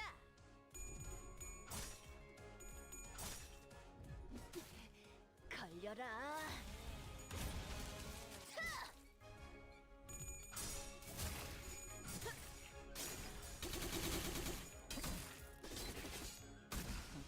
Ow, okay.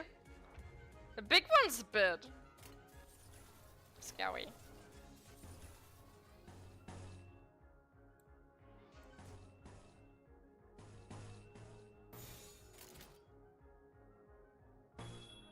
내 앞을 막을 자는 없어.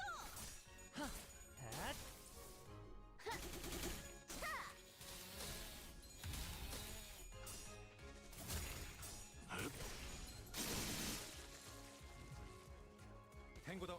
아, 옛날 버릇이. 적사살, 좋아. Ah, fine.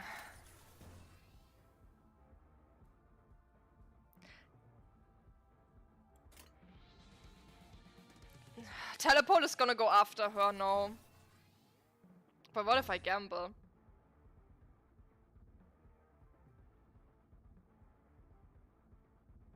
What if she hits Dawn? That would be bad.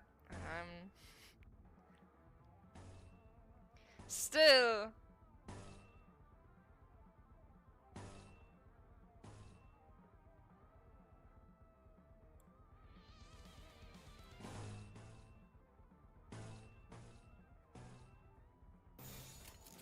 내가 눈에 새겨주지. 귀 돌려라.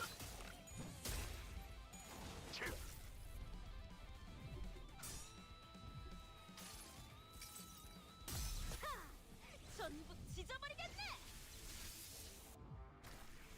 유효타 좋아. 계속 집중하지. 벌써 끝나가. Wait, I overrid her skill with this. That I wanted to use after. I deleted her as free for that. Never mind. 제대로 찝었군.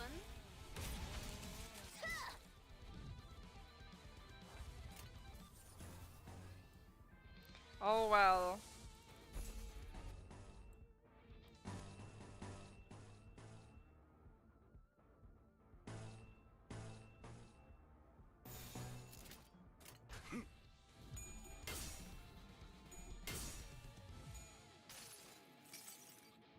이 파도 속에서 움직일 수 있는 건 오직 나다. 엇! 깨어져라. 제대로 찝었군. 자, 한 건 했고.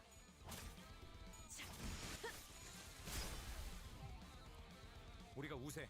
서둘러 끝내보자고. I'm not getting her skill free back.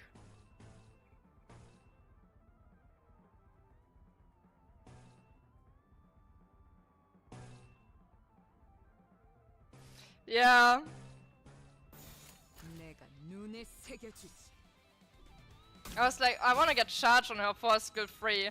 Proceeds to delete her skill free.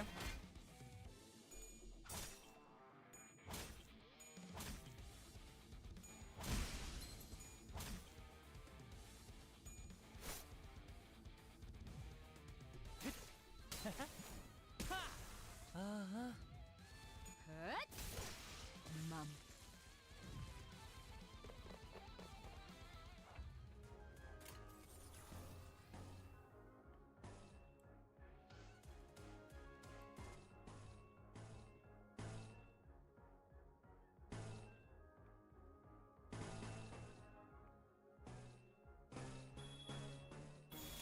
내 앞을 막을 자는 없어.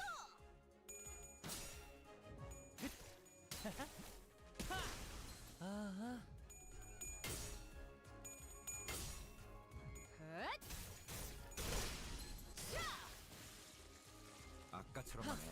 그럼 이번 전투도 쉽게 갈 수 있을 거야. Yeah, yeah. One dead.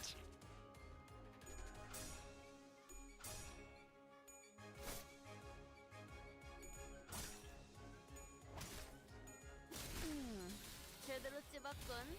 자, 한 건 했고.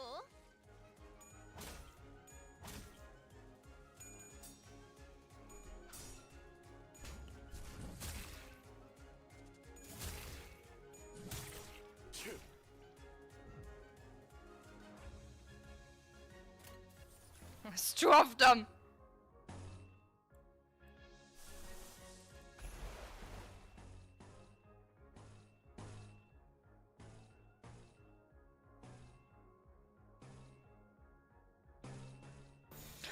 I got her skill free back.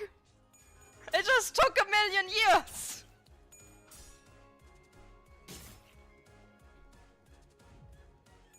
It was just a lot later.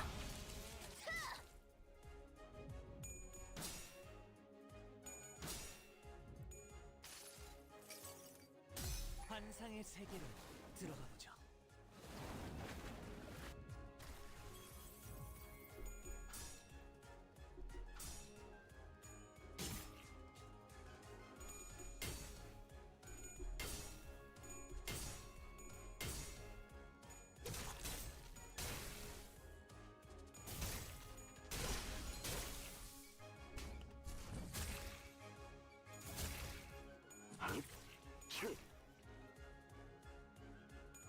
지금이 기회인 것 같소. She was like 20. 우리가 우세. Just like a little bit. 눈에 새겨주지. 생명 활동의 정지를 확인했다.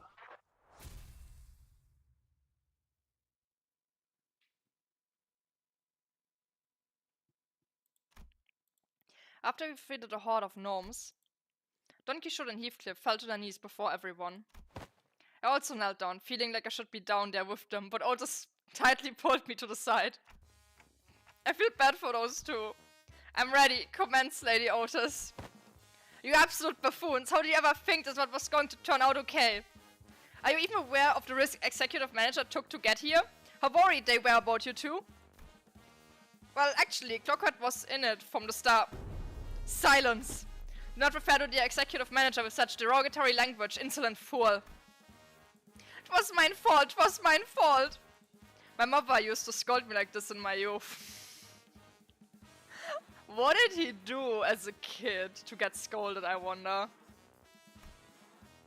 Oh, this did not seem to slow down at all with her stern scoldings. And the pair fell completely silent, their heads hung low. I decided to wander away from this scene. This guilty conscience was too much for me to bear. Is Crayon doing okay? Yes, she merely lost her consciousness from excess psychological shock. How do you find yourself at a place such as this? You are a human, right? And we really are on the outskirts. Crayon initially appeared somewhat taken aback from the deluge of questions, but she soon began to open up. So you're really from the city? I'm from Cloud Town. It's a village on the north side of the outskirts. Are there a lot of monsters like those gnomes out there that can speak? Yeah, there are many more monsters out here other than the gnomes. I've seen a few of them myself, but the village elders told me about the rest. Our village was built to keep the monsters out, to keep us safe. If this didn't happen, we'll all be preparing dinner back at the village by now. So they raided your village? Yeah, and they attacked us when the hunters were gone, so... We normally don't get raided by them around this time of year, so I thought we were safe, but they suddenly attacked us, rushing in on their sleighs. Some of us tried to fight, but we didn't stand a chance, and everyone that they killed got shoved into the sacks on that sleigh. I passed out from the fright, and they thought I was dead, too. I got shoved into the sacks like the rest of the villagers. We forced you to talk about something that couldn't have been easy to go through. I'm sorry. No, it's okay. Can I ask things too? Anything. Is it right that crayon boxes in the city have 48 different colors, and that they have gold and silver colored crayons too? Probably. And there's just people in the city, right? No monsters like the gnomes that try to kill us, right? It's kinda hard to answer that, actually. Sometimes I'd climb a high hill to look at the city. I always saw pretty colorful lights from up there, so colorful that I don't have enough colors in my crayon box to draw them all. I wish I could live in the city. If I lived there, I'd never have to worry about getting attacked by monsters. I could live happily with all my neighbors!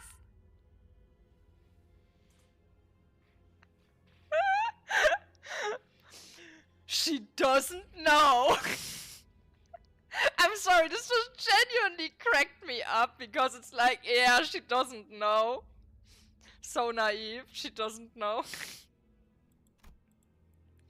You've really never been to the city, huh? SSE, I'm sorry. Same story everywhere. Doesn't matter where you are, death always stalks us. That was so cool, can you say that again? Huh? That was cool? Did you guys see anyone else nearby by any chance? I don't think we ran into any other humans out here. No, but he has to be here to save us. Who do you mean? The best hunter of Cloud Town. If he was at the village, the gnomes wouldn't have... It appears that in the outskirts, there are hunters who specialize in hunting monsters. Akin to whalers of the Great Lake, that is. But wait. So if they're kidnapping and killing humans for these gifts, who are these gifts for?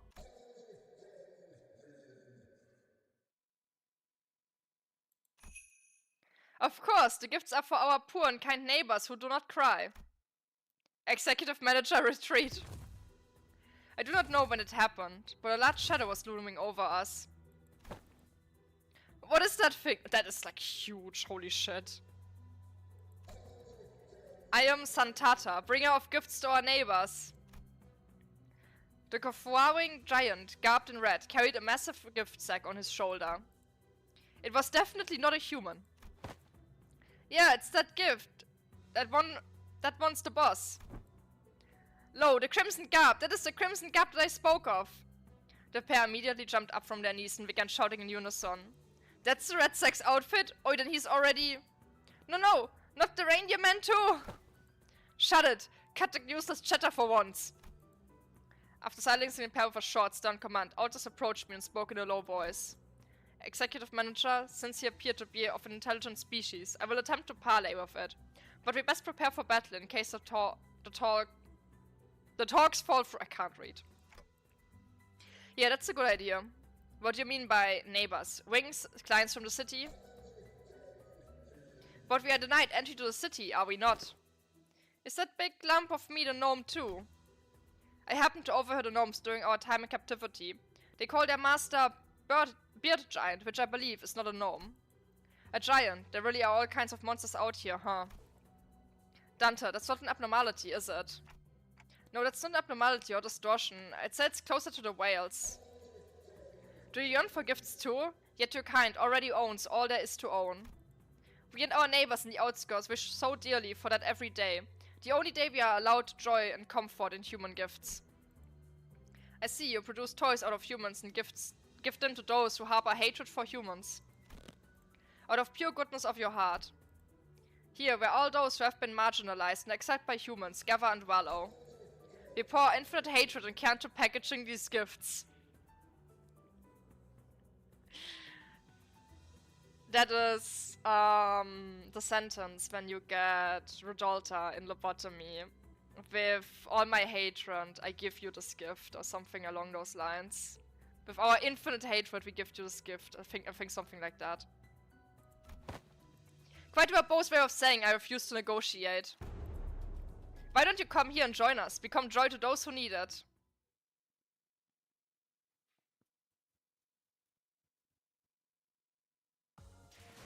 야, 이 정도면 너무 성공적인데? 추가 보스 나오는 거 아니야?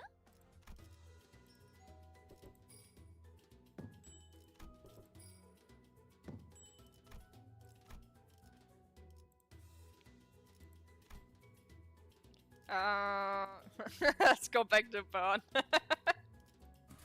몸이 따라줄지 모르겠지만 가라면 가야지.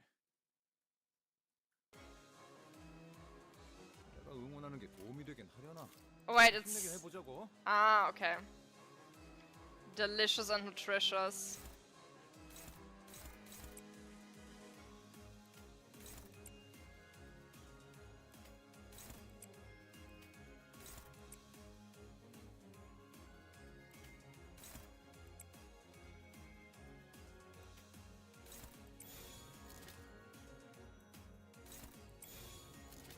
불길 속으로.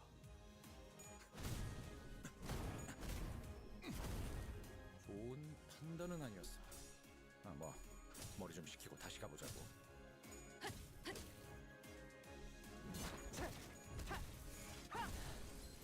좋아.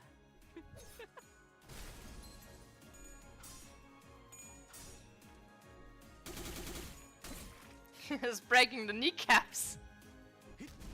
Little guy versus kneecaps. 유효타 좋아. 계속 한 방 먹였네. 이 기세를 모아서 뚫어보자고.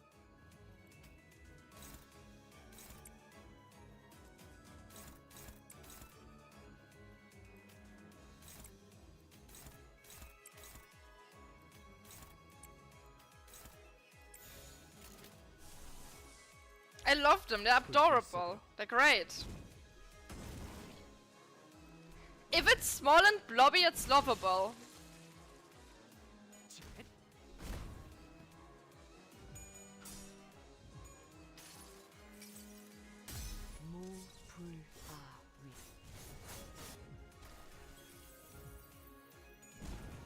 잘 풀린 것 같습니다. One burnt. 그대로 가보자고.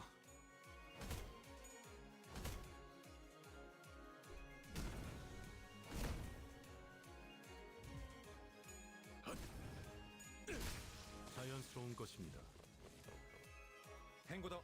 아, Was this 3 rounds? 적사살 좋아. Should probably do it from this side. Neutral, neutral.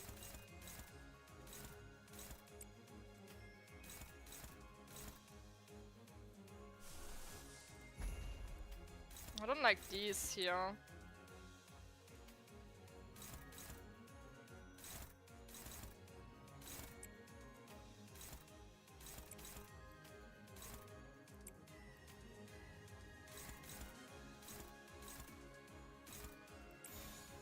부드럽게. 그 오물을 떼어내주지.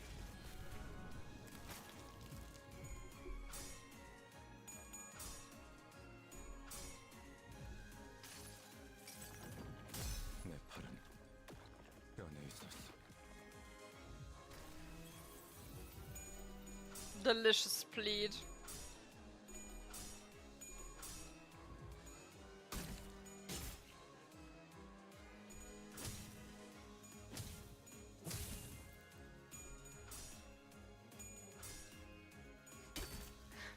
It's a burn support in like 1 out of 5 chances.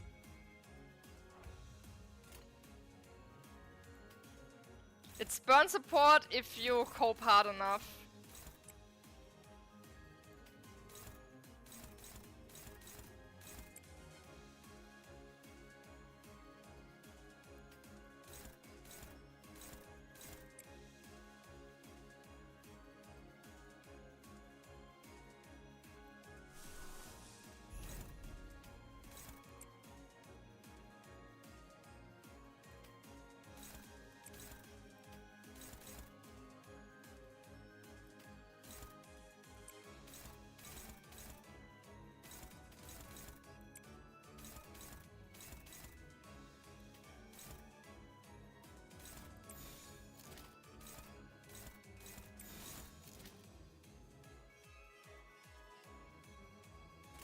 부드럽게. Don't have green, sadly. 불타올랐군요.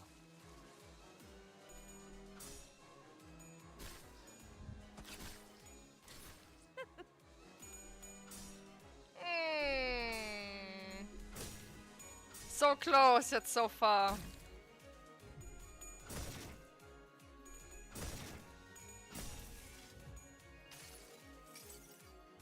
진리겨 버리겠어. 좋아. 방금은 전략의 승리야. 계속 밀어붙이자.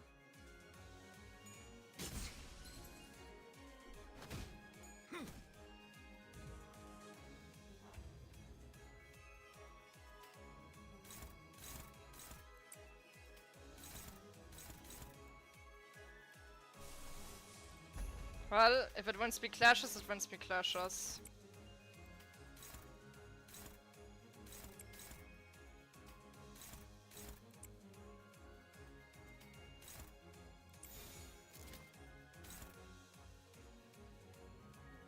She'll live. 이대로 가보자고.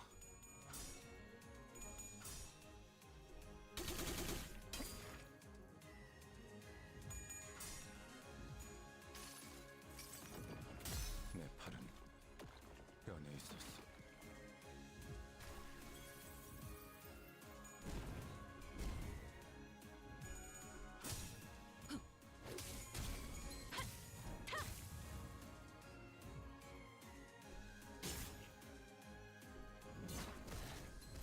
좋아. 우리가 우세. 서둘러 끝내보자고.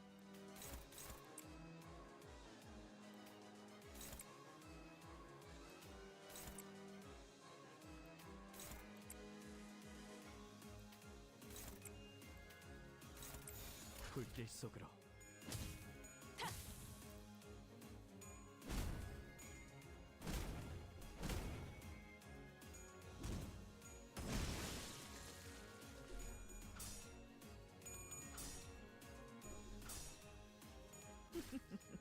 피는 확실히 빼는 편이 좋지. 불타올랐군요. 불길 속으로. 다 죽어라. Oh wait, there's more. I forgot this was the boss stage. Of course, yes, Judge.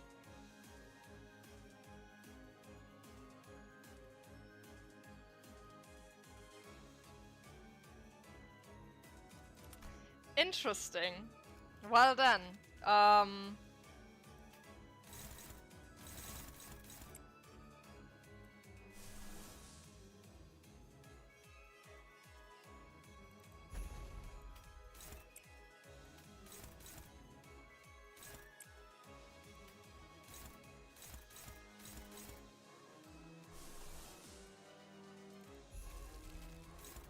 up his sanity with that.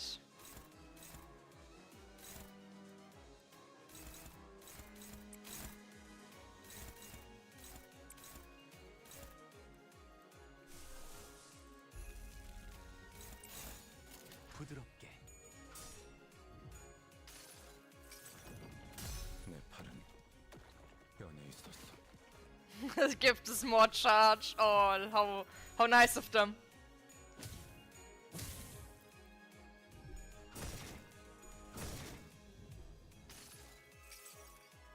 여기에는 네 약한 부분도 쓰였지.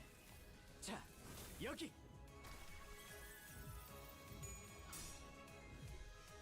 No. 무불아. I didn't check. I don't think I have. I don't have much resources at all lying around.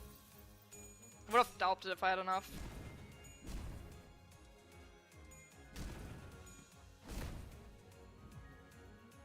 I don't have much of anything.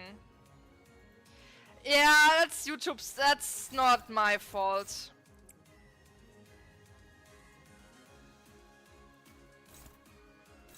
You know what? Fuck it. Chains of offers.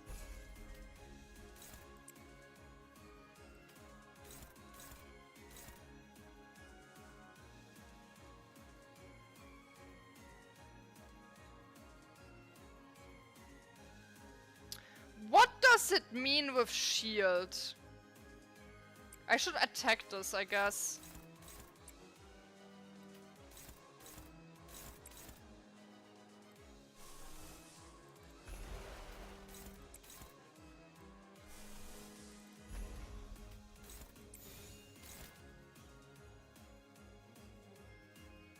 But it's like, I should probably defeat. There's no like shield on it. Confusing. 순식간에 끝내자. Not sure exactly what it means with the shield there. Probably should just break it in case. Or maybe nothing happens if I don't even like target the defense skill. 것들이 옥죄어 온다.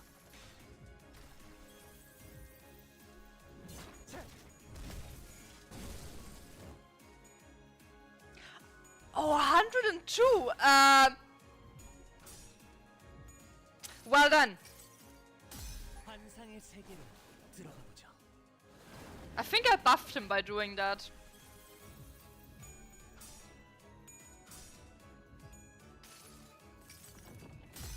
Wait, he has sanity? 연에 있었어. I just noticed he has sanity. 최선을 다해보지. 아이씨, 방금 벌레 말은 듣지 않다는 I 사람 made him stronger.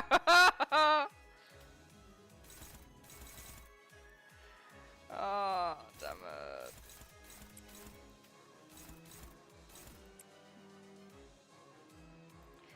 Apparently, yeah. I thought he was working like an abnormality.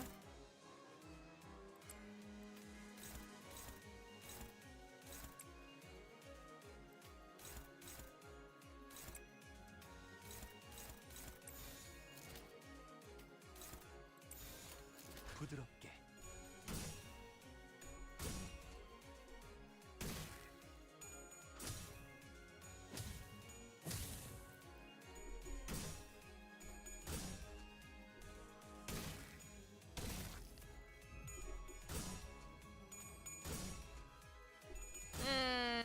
Ryosha's dead.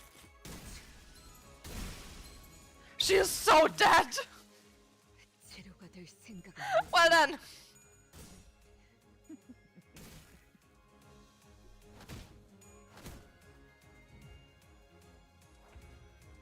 That's a lot of boys!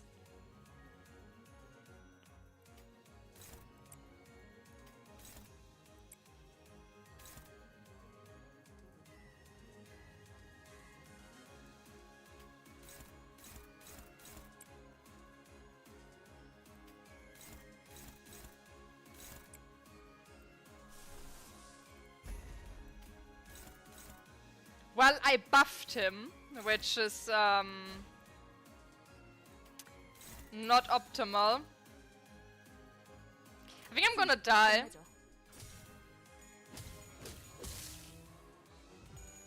Specifically because I gave him so much attack up. 떼어내주지. is he staggered?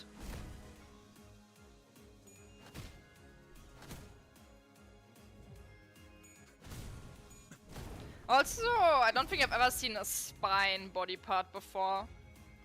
Oh wait, yeah, he is. Nice. 내려가 보자고. Go.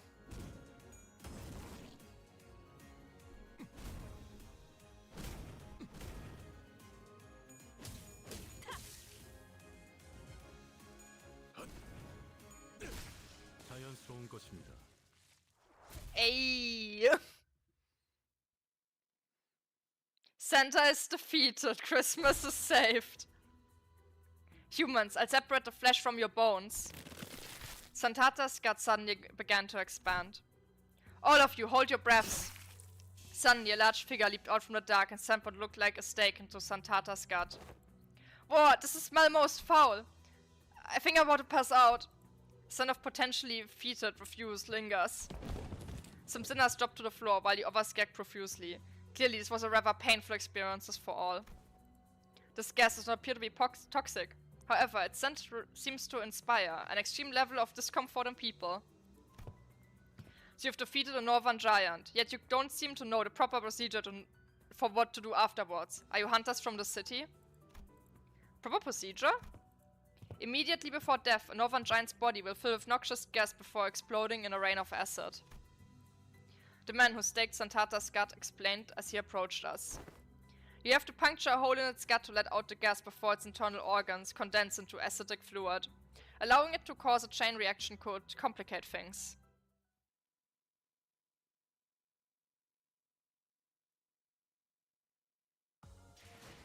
이 정도면 그녀에게도 인정받겠어.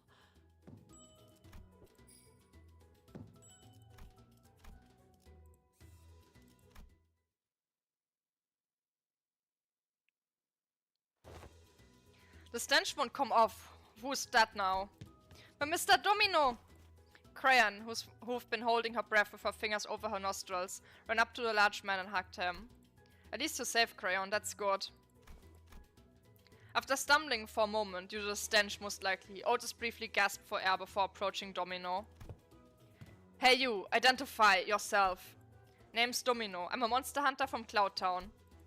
I don't suppose I can call it a town anymore now that's just me and Crayon that's left. Relax, I wouldn't even think of hurting any of you. So you're the hunter that's the girl mentioned. Otis relaxed upon Domino's confirmation. She leaned on a wall and looked to the floor in relief.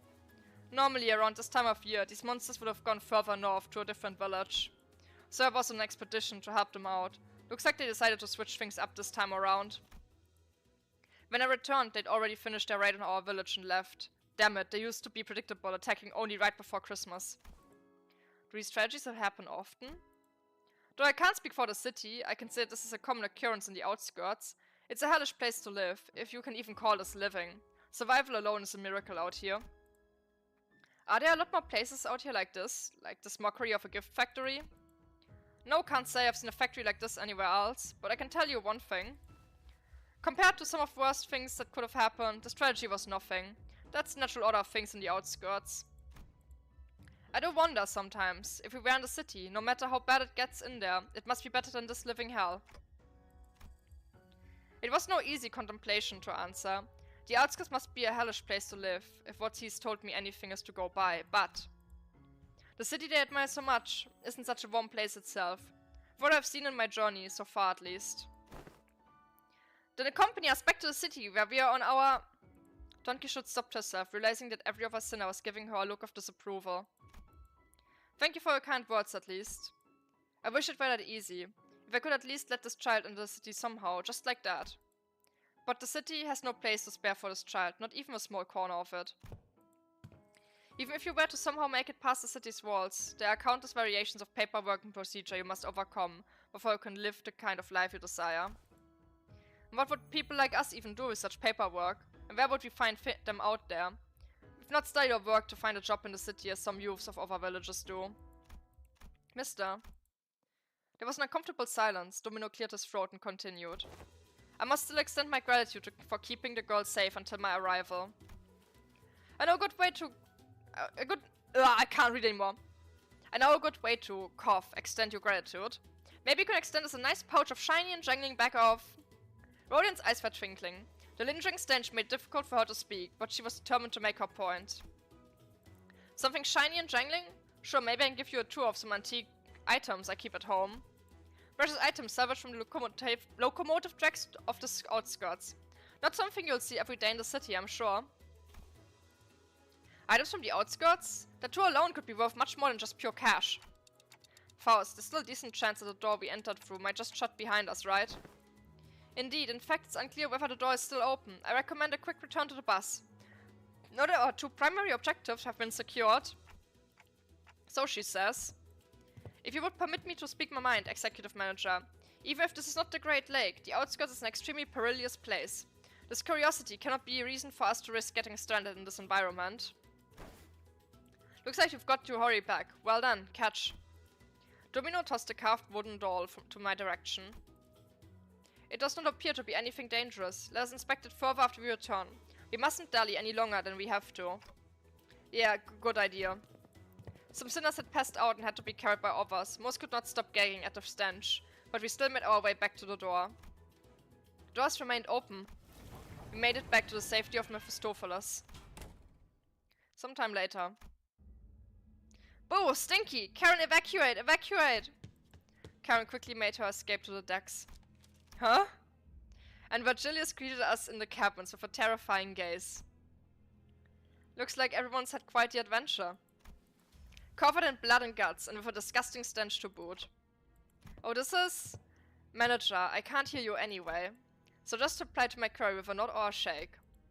Your replies better match up with my expectations, of course. I have but one question. Was it you who made the call? I hesitated for a moment before nodding affirmatively. I might get reprimanded, or maybe he has worse things in mind for me, but... It was I who decided to go along with their plan. This would not have happened without my authorization. Good, then my questioning is over. Huh? I will leave it to you to deal with this mess. You may rest afterwards. And please, do something about this foul stench. Yeah, it's fine, because we are the one who allowed it. It would have not been fine if Dante hadn't given the allowance and just, like, went in without having really decided that it would be okay. Well done. With that, Virgilius disappeared into the back door once again. Huh, that's unexpected. I thought my time had finally come. Be glad the best consultation is a consultation not had indeed. Alas, behold, one and all! I don't know when she had the time to pick it up in all that chaos, but Don Quixote managed to haul a huge sack of gifts back to Mephistopheles. I like how Heathcliff and Rodion in the background are just like, what the fuck? They're just like, what's wrong with this girl? You picked it up from all that mess. I have laid claim upon the evil gnome's trinkets. Now that's some real commitment. What's all that for? Ah, art thou truly unaware of mine intentions? This for adorning our ship with Christmas decorations. Wait, now, but we're still like 3 months away from Christmas.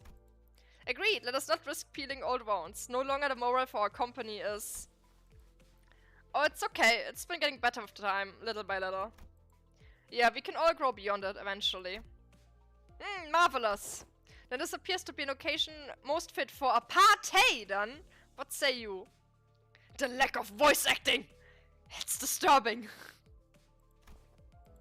Don't tell me you went through all that trouble for some party decorations. According to Dante's explanations, this incident was spurred on by Heathcliff's need for an outfit. Heathcliff has been silently brooding in his seat with his face buried in his palms, out of shame, most likely. Ahem, verily, verily, yet that very costume we had sought was worn by none other than that monstrous giant. I don't suppose it would fit Sir Heathcliff anyhow. Forget it, it wasn't the kind of look I was going for anyway. What did I say, Heath? We'll help you out as soon as we land, okay? The outfit's one thing, yeah, but the, You are speaking of the port ship we sailed past. The port ship on which the hair salon that printed those hair coupons conduct their business. The coupons could not be used, as the port ship was not our charted route. Leave it to me to style your hair. I've done my sisters and younger siblings' hair pretty often. I'm not surprised out of everyone Honglu would know how to make hair look good. He has the best hair. We don't know how long we'll be floating on the stamped lake anyway. Besides, I don't even know how to dress myself proper. I was going to attempt a trial and error method. Okay, but can you at least tell us what it is that Virgilius gave you? Just so that we know what exactly you're so anxious about. Sorted. After a deep, heavy sigh, Heathcliff produced a letter. So that's the something Virgilius gave you. Oh, I remember my family's used this envelope before. It's made from really expensive paper, made only in limited quantities at a time. It's quite a luxurious envelope. Can we read it, Heath? Sure, it's nothing impressive. Then Dante, why don't you read it out loud for the rest of us? Sure. Roger handed me the letter. It was written in a cursive handwriting, drawn to an almost calligraphic perfection. I began reading. From Wuthering Heights. We cordially extend you, honored guest, an invitation to the... censored. What's this here? Somebody called over this part of the letter. Well, I keep reading. Venue, Wuthering Heights, Teacup, Nest. Should you accept our invitation, please convene at a designated location by 4 in the afternoon on the 24th with this letter on your person. Please honor this occasion with your presence. With great respect, Nelly. Oh, and down here's a postscript. It's written in a different handwriting from the rest of the letter. P.S. You have to be here, Heath. I'll be waiting. Kathy. We had no way to tell what kind of occasion it was on account of it being collared over, but... Clearly the rest of the letter's contents had stoked the fire of passion in Heathcliff's heart once again. So... You gotta look fashionable and classy for this Kathy person, right? Well, yeah, but there's more to it than... Shh, quiet now! Now I can clearly see why you were so impatient, Heath. Why are you looking at me like that? Oi! I leave it up to you to style his hair. Master hairdresser Honglu. I wouldn't call myself a master. Oh, wait. Where are you taking me? What in the bloody hell is this grip? Yeah, Rodya's got quite the grip strength. You won't free yourself from her anytime soon. The two sinners, practically holding Heathcliff by his arms, disappeared into the back door. Now Heathcliff's fate was sealed. To be a mannequin to now motivated and unbearably bored, Rodya's various experimentations. I can hang this trinket here and Don Quixote began humming a song, a carol perhaps, as she placed the various trinkets around the bus. I decided to go out for the deck for some air. I leaned on the railing and dug through my pockets. The wooden doll domino the hunter gave me, just as we hurriedly left. I felt it and felt its texture under my fingers. My eyes looked into the distance, towards where the outskirts lies. I thought for a moment about the gnomes, the giant and the things Domino told me. I suppose there are people with stories in the outskirts too. Stories different from those of the city. Faust approached from behind and stood next to me. I wasn't sure much of what I said she heard. Follow the stars, Dante, star by star, then you will one day learn. So for now, follow the closest star that shines before your eyes. I have to focus on the stories of the city for now. I don't even know who I really am after all. Joyous laughter and frustrated howls echoed out of the cabins. They must have finished dressing up Heathcliff. Why don't we go take a look at how Heathcliff is doing, Faust? You make a rather tempting offer, Dante. The added color to the bus's interior warmed my heart a little.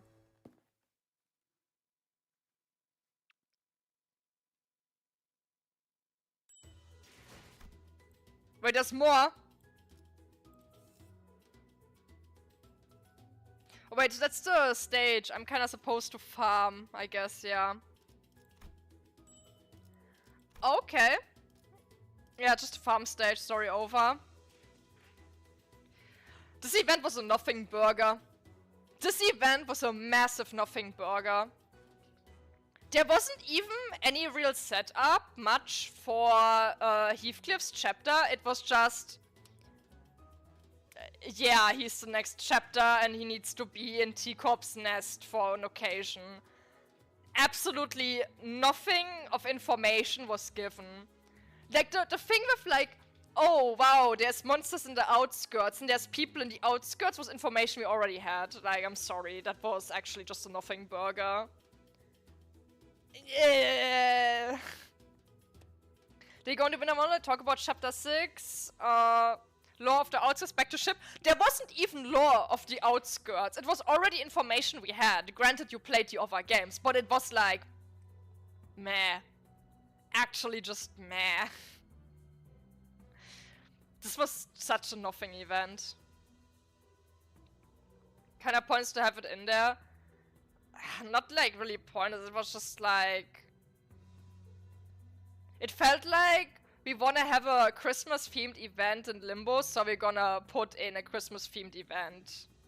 It's like every gacha game, which is like, hey, it's this time of the year, you gotta make a themed event around something. If this event didn't exist, nothing of value is lost. Nothing of value will be lost. I don't know. I don't know, I'm not feeling this event at all.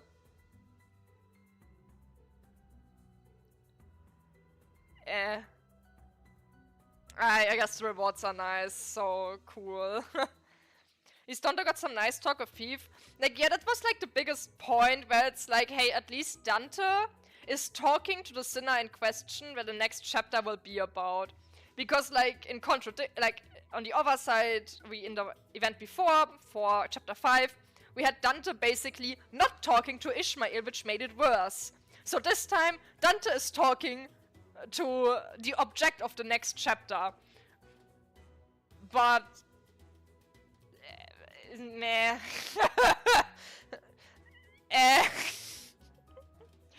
So far, the stakes for Heathcliff's chapter also seem kinda low. It's, meh. I don't really have anything to say about it, because there was just nothing really interesting going on.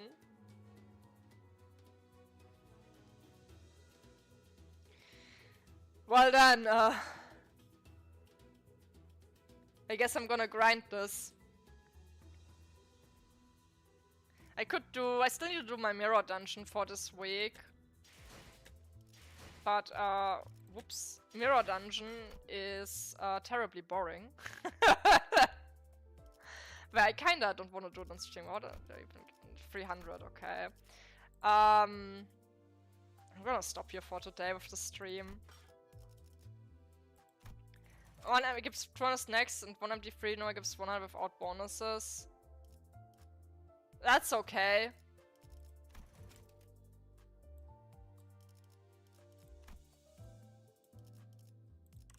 That's okay.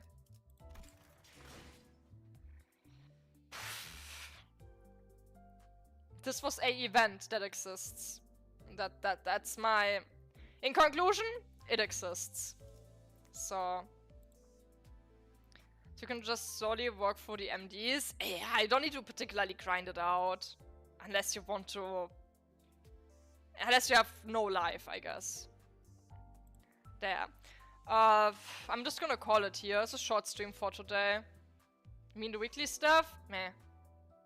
Meh. I'm just gonna call it here. 2.5 hours. It's a very short stream for today. Nothing burger of an event. It is what it is. Bye bye.